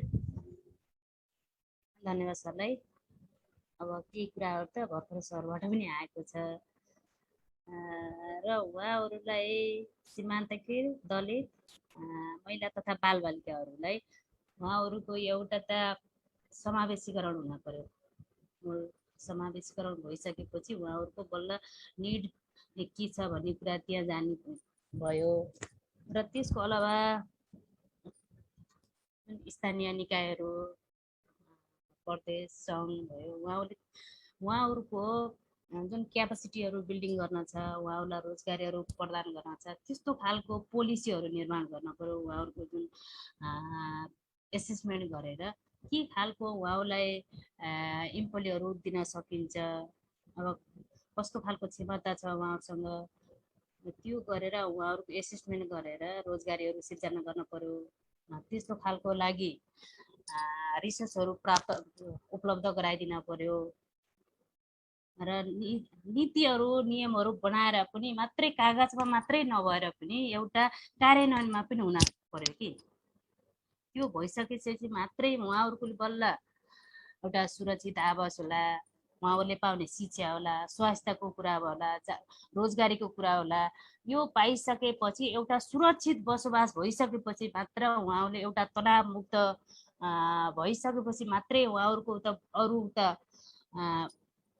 आगामी दिनका कुराहरू भए सुरक्षित भइसकेपछि मात्रै अब अहिले हामीलाई के कस्तो भयो भने कोभिडको टाइममा अब मर्ने हो कि बाँच्ने हो के को पैसा कमाउने के को जग्गा जमिनको आशा भन्ने जस्तो भयो भने उहाँहरूलाई पहिला त सुरक्षित हुन पर्यो कि त्यस्तो खालको नीति नियमहरूलाई पनि कार्यान्वयनमा गर्न पर्यो। जस्तो लाग्छ र उहाँको बच्चा बच्चीलाई फीहरू तिर्दिएर हुने हो कि जस्तो दाङतिर अलिक कमलरीहरूको एउटा संस्थाले फीहरू तिर्दिने अनि एडभोकेसीहरू गरिराखेको छ नपा गाउँपातिर त्यो गरेर पनि केही रिसर्चहरू ल्याएर पनि उहाँहरूको केही रोजगारीको सिर्जनाहरू पनि गरिराखेको अवस्था छ। त्यस्तो खालको वातावरणहरूको सिर्जना गराइदिन पर्यो। त्यो भइसकेपछि र जुन अब अहिले स्वास्थ्यकै हिसाबमा हेर्न जाने भने पनि अहिले हेल्थ पोस्टहरूमा जाने भने जुन नेपाल सरकारले उपलब्ध गराउने भनेका औषधिहरू छन् त्यो एउटा सिटामोल बाहेक पाइन्न कि हेल्थ पोस्टमा जाने भने एउटा खुर्का दिने भनेको सोझै म यस्तो औषधि त्यो त अर्को उसमा क्लिनिकमा जानुहोस् उहाँ जानुहोस् ऊ डक्टरकोमा जानुहोस् भनेर सिफारिस गरिदिने हुन्छ कि त्यस्तो खालको अवस्था छ। र दलित र जुन सीमान्तकृत दलित महिलाहरूको त उहाँहरूको त आवाजै सुनिन्न कि जुन आवाजलाई नै उहाँहरूको उसले के जानेछ उसबाट के अपेक्षा गर्ने हो भन्ने खालको जुन जाने बुझेका समाजमा त्यस्तो खालको व्यक्तित्व हुनुहुन्छ उहाँलाई समावेशै गराउन नसक्ने। आखिर उहाँहरूलाई त्यो खालको वातावरण नै नदिएपछि त उहाँहरू त सधैँ पछाडि हुनुभयो। आफ्ना कुराहरू कहाँ गएर राख्ने अथवा कुरा राखे पनि उहाँको सुनाइ नै हुन्न। एउटा निर्णय प्रक्रियामा उहाँको आवाजै सुनिन्न भनेपछि त उहाँहरू त सधैँ पछाडि हुनुहुन्छ। त्यस कारणले गर्दाखेरि पनि एउटा सामाजिक समावेशीकरणमा नि उहाँहरूलाई ल्याउन पर्छ सोसियल इन्क्लुजनमा र उहाँहरूको कुराहरू पनि सुनिनुपर्छ र उहाँहरूको निड एसेसमेन्ट गरेर त्यो खालको वातावरणहरू सिर्जना गरिदियो भने नपा गाउँपालिका अथवा सङ्घ प्रदेशले त्यस्तो खालको नीति नियमहरूलाई एकदमै कार्यान्वयनमा ल्याउने हिसाबले गरियो भने उहाँहरूको केही परिवर्तन होला, केही सुरक्षाको महसुस होला जस्तो चाहिँ मलाई लाग्छ।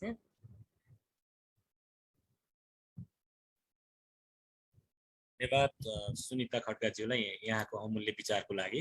अब चाहिँ हामी कार्यक्रमको अन्त्यमा छौँ र अन्त्यमा फेसबुक र जुमबाट जोडिनु भएका महानुभावहरूको केही जिज्ञासा भए हाम्रो च्याट बक्समा लेखिदिनु होला, हामी अन्त्यमा समेट्ने कोसिस गर्नेछौँ।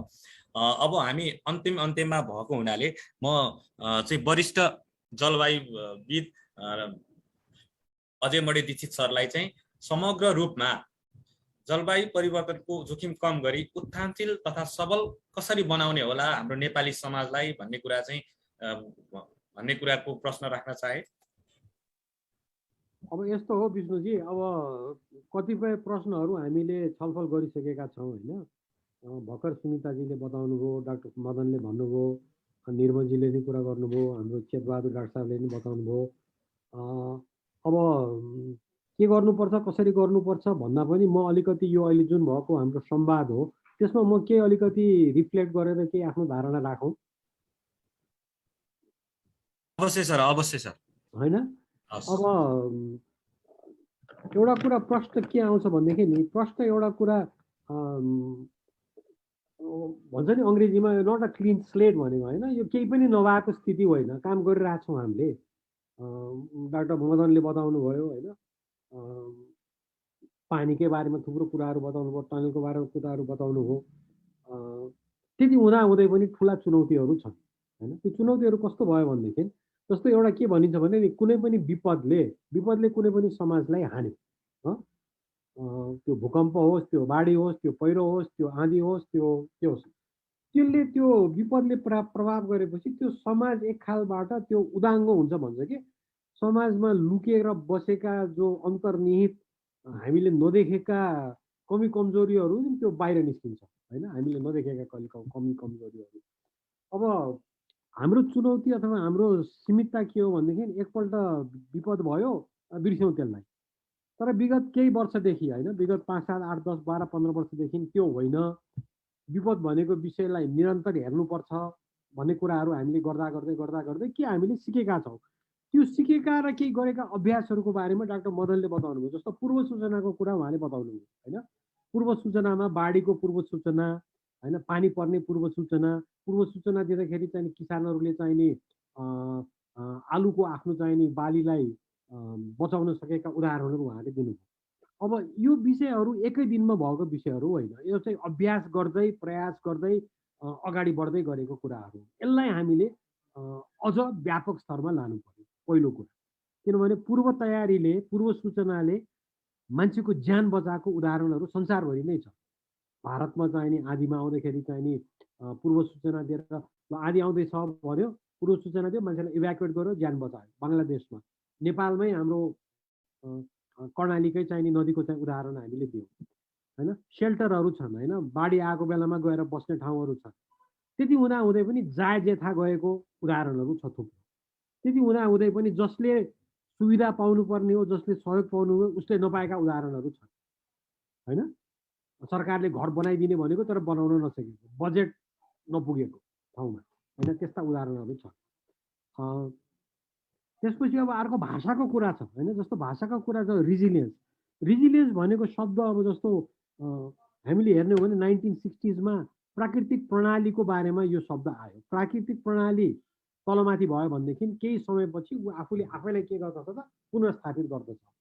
पछि गएर यो अवधारणालाई सामाजिक प्रणालीमा प्रयोग गरियो।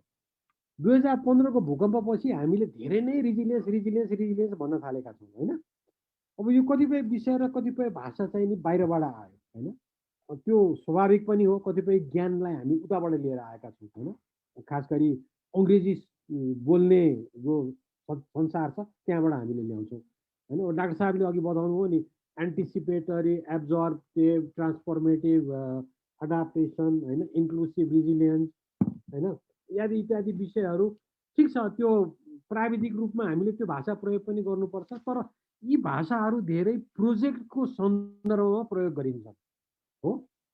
यो भाषाहरूलाई हामीले सामाजिक सांस्कृतिक हिसाबबाट संवादमा ल्याउनु पर्यो होइन।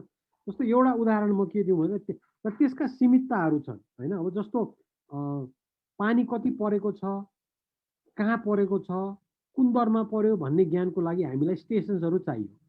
त्यसको जिम्मा हाम्रो department of hydrology and metrology हो। उसले पहिलेको भन्दा राम्रो काम गरेको छ होइन। उसले सूचना प्रवाह गर्दछ, यति पानी पर्यो भन्दछ, यो भन्दछ, यति भन्दछ। तर त्यति भन्दै पनि हाम्रो भूधरातलमा जो यो स्टेसन्सहरू छन्, जो प्रणालीहरू छन् पानी नाप्ने, त्यो अपर्याप्त छ, त्यसलाई थप्नु पर्दछ होइन। त्यो थप्नको लागि उहाँहरूसित गएर कुरा गर्यो भनेदेखि हामीलाई बढी स्रोत चाहिन्छ, हामीले सक्दैनौँ होइन। त्यसका सीमितताहरू छन्, त्यसलाई कसरी अगाडि लाने होइन। कसरी यी भाषाहरूलाई जो अभ्यास हामीले गऱ्यौँ, जो अभ्यासबाट हामीले सिक्यौँ, जो अभ्यासबाट असल अभ्यासबाट हामीले सिक्यौँ, आम्दानीको कुरा होला, पानी व्यवस्थापनको कुरा होला होइन। त्यसपछि गएर स्वास्थ्यकै कुरा हाम्रो भर्खर सुनिताजीले बताउनु भयो होइन। हेल्थ पोस्ट छन्, स्वास्थ्यको काम गर्नुपर्छ भन्ने हामीलाई थाहा छ, तर त्यहाँ पुग्दाखेरि चाहिँ सिटामोल बाहेक अरू औषधि पाउँदैन, त्यो चाहिँ अरू ठाउँमा जाऊ भनेर रिकमेन्ड गरिदिन्छन्। त्यसलाई त एड्रेस गर्नु पर्यो नि, बिमाका कुरा।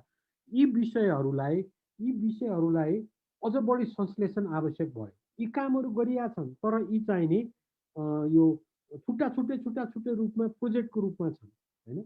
यसलाई चाहिँ नि प्रणालीगत रूपमा यसलाई लिएर आउनु पर्यो। त्यसका जो सिकाइहरू छन्, जसका पाठहरू छन्, त्यो पाठलाई संश्लेषण गर्नु पर्यो।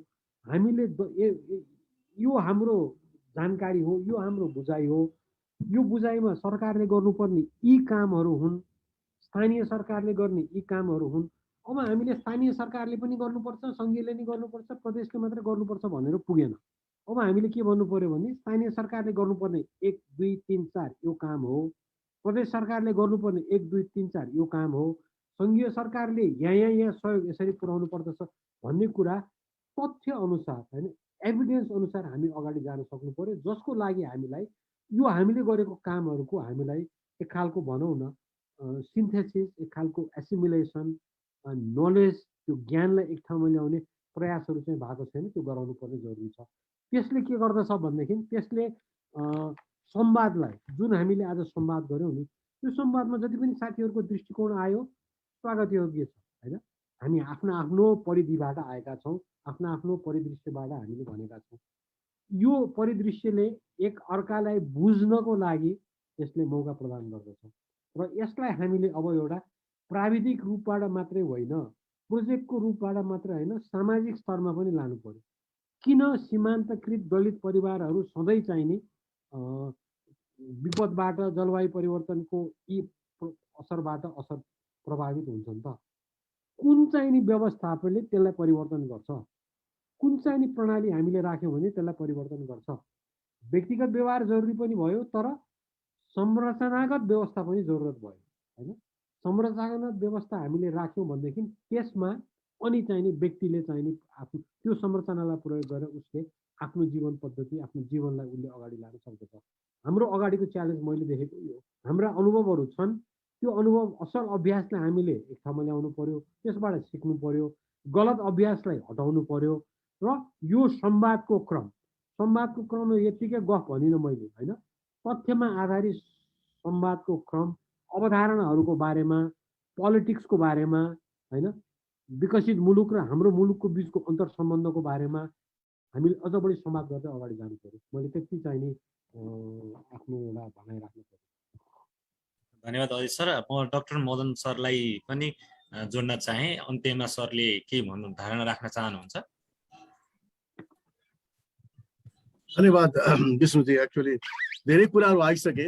अब म धेरै लामो त भन्न चाहदिनँ, तर म के भन्छु भनेदेखि यदि मैले भन्नुपर्ने अब के भन्दाखेरि चाहिँ नि मैले एउटै शब्दलाई रिपिट गर्न चाहन्छु, that is action. Action, action, action. र एक्सन कस्तो action? Should be inclusive action. अब क्वेसन के छ भनेदेखि चाहिँ नि काम त हामी गरिरहेका छौँ, तर ती कामहरू कति प्लान रूपमा र कतिको इफेक्टिभ भइरहेछ भन्ने कुरा हामीले देखिरहेछौँ। अझ पनि हामीले कुराहरू गऱ्यौँ धेरै कि काम त भएका छन्, एडाप्टेसनका कामहरू, अनुकूलनका प्रयासहरू भइरहेका छन्, विभिन्न स्तरहरू भइरहेछन्, तर पनि त्यो समुदाय जो चाहिँ यसबाट यो जलवायु परिवर्तनबाट सबभन्दा बढी आक्रान्त छ, जो समुदाय दलित समुदाय जो यसबाट चाहिँ सबभन्दा पीडित छन्, उनीहरूको लागि खास फोकस गरेको कार्यक्रमहरू चाहिँ त्यति साह्रो देखिँदैन।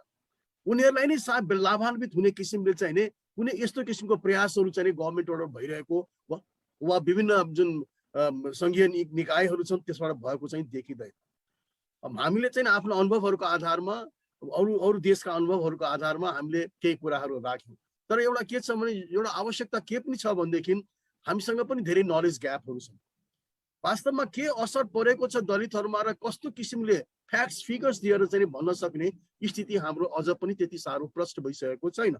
हामीसँग अनुसन्धानको कमी छ, रिसर्चहरू भएका छैनन्, नलेज ग्याप्सहरू छन्। त्यसै कारण म के भन्छु भने एक्सन, एक्सन, एक्सन। तर त्यो एक्सन चाहिँ नि बेसिकली चाहिँ नि रिसर्चबाटको फाइन्डिङ्सहरूमा जो पाएका फ्याक्ट्स फिगर्सहरूमा आधारित भएर एक्सन चाहियो र त्यसले आधारमा भएर त्यसलाई एड्रेस गर्न सक्नु पर्यो ती इस्युज र कन्सर्न्सहरू। त्यसै कारण म अहिले के यहाँ इम्फेसाइज गर्न चाहन्छु भनेदेखि नेपालमा एउटा ठुलो कमी छ के भने जलवायु परिवर्तनबाट यो सीमान्तकृत दलित समुदायमा के कस्तो असर परिरहेको छ, विशेष गरिकन उनीहरूको सफरिङ कस्तो छ, अहिले भएका चाहिँ जुन व्यवस्थाहरू छन् त्यसबाट उनीहरूको एक्सेस कस्तो भएको छ, क्लाइमेट इन्जस्टिसका कुराहरू गरिरहेको छौँ, त्यो कस्तो किसिमको इन्जस्टिस उनीहरूले बेहोर्दै आइरहेका छन्।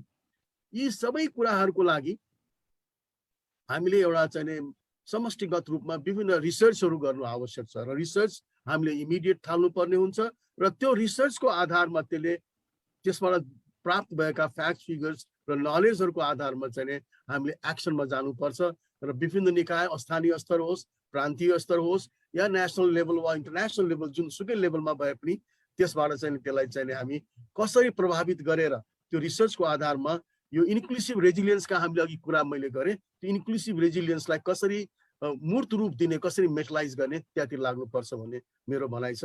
म यति नै कुरा यहाँ राख्न चाहन्छु। धन्यवाद। धन्यवाद मदन सर। अब चाहिँ म अन्तिममा डाक्टर चेत परियारज्यूलाई जोड्न चाहन्छु। सरको केही धारणा राख्नुपर्ने छ भने राखिदिनु होला सर।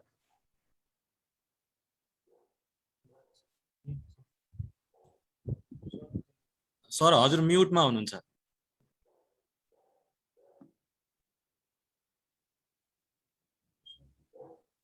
हेलो, सुनियो? हजुर सर, सुनियो।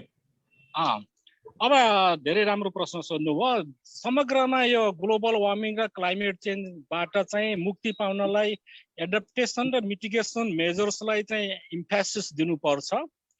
नेपाल जस्तो चाहिँ फ्रजाइल ल्यान्डस्केप भएको ठाउँमा चाहिँ म 4-5 वटा चाहिँ आफ्ना भिजनहरू राख्न चाहे।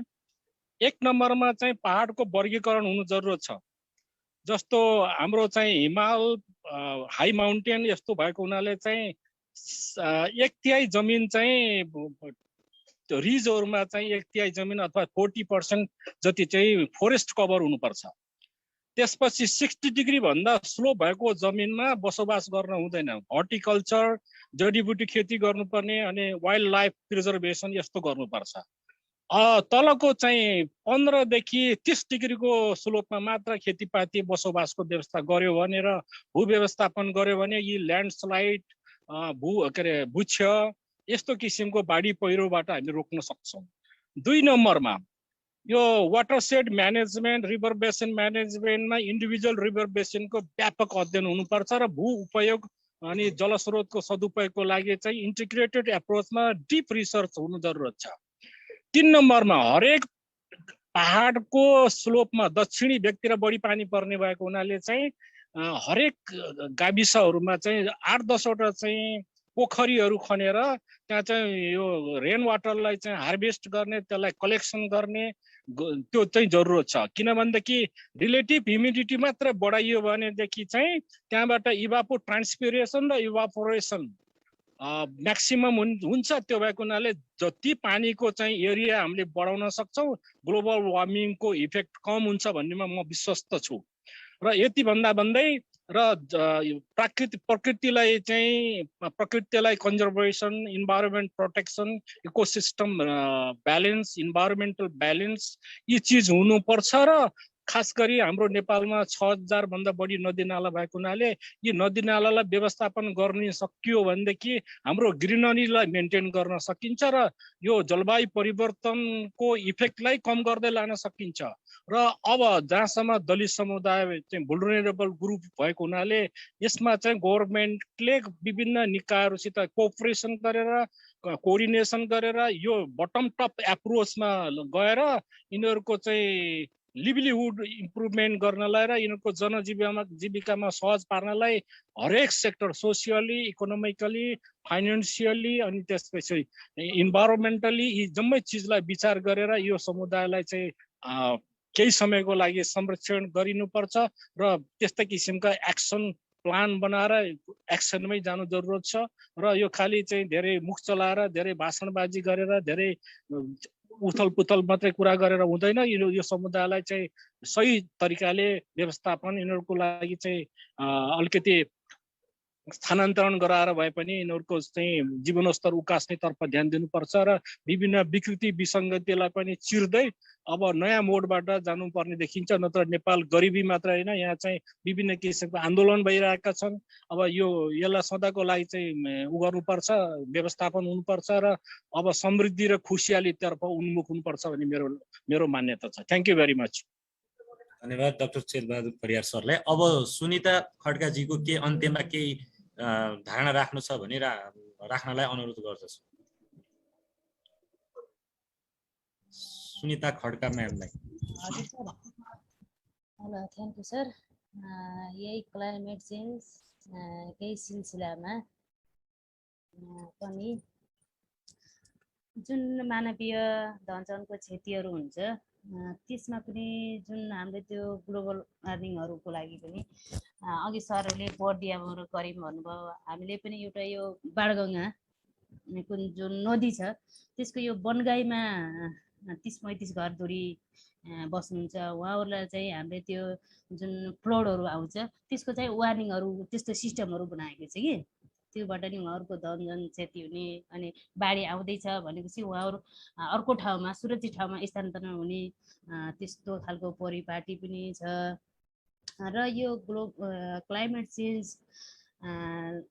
लाई केही कम गर्न अब झट्टै सकिने कुरा त भएन, यो हुँदै गर्ने कुरा हो। भर्खरै तत्कालै गरेर उति बेलै परिमाण निस्किने पनि छैन। त्यस कारणले गर्दाखेरि पनि भएको जलस्रोत वन जङ्गलहरूलाई कम प्रयोग गर्ने, स्रोतहरूको पुनः प्रयोग गर्न सकिने खालको बनाउने अनि भएका तिनी नदी नालाहरू छन् तिनीहरूलाई व्यवस्थापन गरेर जुन अहिले लोप उन्मुख छन् त्यस्तो खालको पोखरीहरूलाई व्यवस्थापन गरेर पानीहरू भने त्यो भइसकेपछि जुन ल्यान्ड रिचार्जहरू हुन्छ त्यसबाट पुलहरू बनाइसकेपछि धेरै ल्यान्डहरू रिचार्ज हुने भयो त्यस्तो खालको परिपाटी गर्दा पनि हुन्छ अनि जुन अहिले हामीले रासायनिक मलहरू विषादीहरूको अत्यधिक प्रयोग गर्छौँ त्यसले पनि त्यो अहिले जमिनहरूलाई असर गरिरहेको छ त्यसको अलावा हामीले अर्ग्यानिक फर्टिलाइजरहरू विषादीहरू पेस्टिसाइडहरू त्यस्तो खालको अर्ग्यानिकहरू बनाए एक त स्वास्थ्यलाई पनि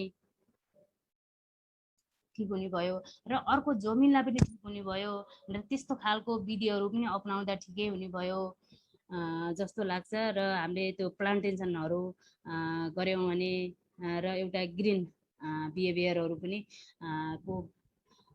त्यसको इम्प्लिमेसन गऱ्यौँ भने पनि अलिकति क्लाइमेट चेन्जलाई पनि केही असरहरूलाई पनि केही कम गर्न सक्छौँ जस्तो लाग्छ र यो एकजना भन्दा पनि यो झट्ट हामीले जुन अहिले सरकारलाई अथवा राज्यलाई यस्तो गर्न पायो भने उस्तो गर्न पायो भने र उहाँहरू पनि हामीले के गर्न मेरो एप्रोचमा के लाग्छ भने यो यहाँको आवश्यकता हो यो हाम्रो लागि आवश्यकता हो यो क्लाइमेट चेन्जको लागि निड हो र यसरी जाँदा हुन्छ भनेर केही 2-4वटा पोजिसन पेपरहरू त्यस्तो खालको बुझायो भने यसले पनि केही कमहरू गर्छ है भनेर उहाँहरूलाई केही आइडियाहरू पनि दियौँ भने अब सबै विषयवस्तुमा त पोख्त हुँदैन अहिले नगरपालिका गाउँपालिका सबैजना त त्यही समुदायबाटै उठेर त्यहाँ उहाँहरू वडा सदस्य हुनुभएको हो मेयर हुनुभएको उपाध्यक्ष हुनुभएको यही हाम्रै समुदायको त हो आखिरी त्यस कारणले गर्दाखेरि पनि यो जुन हाम्रो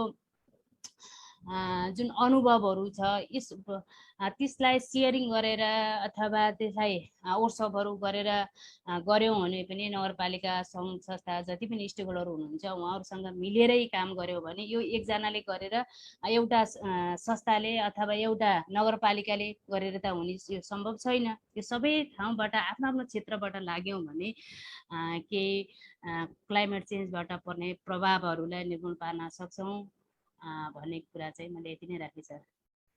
धन्यवाद सुनिता खड्काज्यूलाई। प्राविधिक कारणले हामीसँग निर्मल गदाल सर चाहिँ हुनुहुन्न र हामी कार्यक्रमको अन्त्यमा छौँ। अन्त्यमा यस कार्यक्रममा आएर आफ्ना विचार राख्नुहुने सबै वक्ताहरूमा हार्दिक धन्यवाद ज्ञापन गर्दछु। यसका साथै आफ्नो अमूल्य समय दिएर कार्यक्रममा धैर्यतापूर्वक तरिकाले सुनिदिनु हुने उपस्थित सम्पूर्ण महानुभावहरूमा हृदयदेखि नै धन्यवाद दिन चाहन्छु। साथै यस कार्यक्रमलाई सफलतापूर्वक सम्पन्न गर्नको लागि सघाउन हुने गोपाल नेपाली, सुदीक्षा परियार, सुदेशना नेपाल, सोना खटिक, उज्जवल सुन्दास, रोशन कुमार परियार लगायत सम्पूर्ण समता परिवारप्रति हार्दिक कृतज्ञ छु। फेरि पनि वक्ताज्यूहरूमा धन्यवाद र धैर्यतापूर्वक तरिकाले हाम्रो कार्यक्रमलाई जुम, फेसबुक र रेडियो कपिलवस्तु मार्फत सुनिदिनु हुने सम्पूर्ण महानुभावहरूमा धन्यवाद व्यक्त गर्दै अर्को शुक्रबार अर्को नयाँ विषयवस्तुमा छलफल गरिनेछ। उक्त कार्यक्रममा पनि सहभागी हुनुहुन्छ भन्ने आशा राख्दै आजलाई बिदा चाहन्छु। धन्यवाद, शुभ दिन।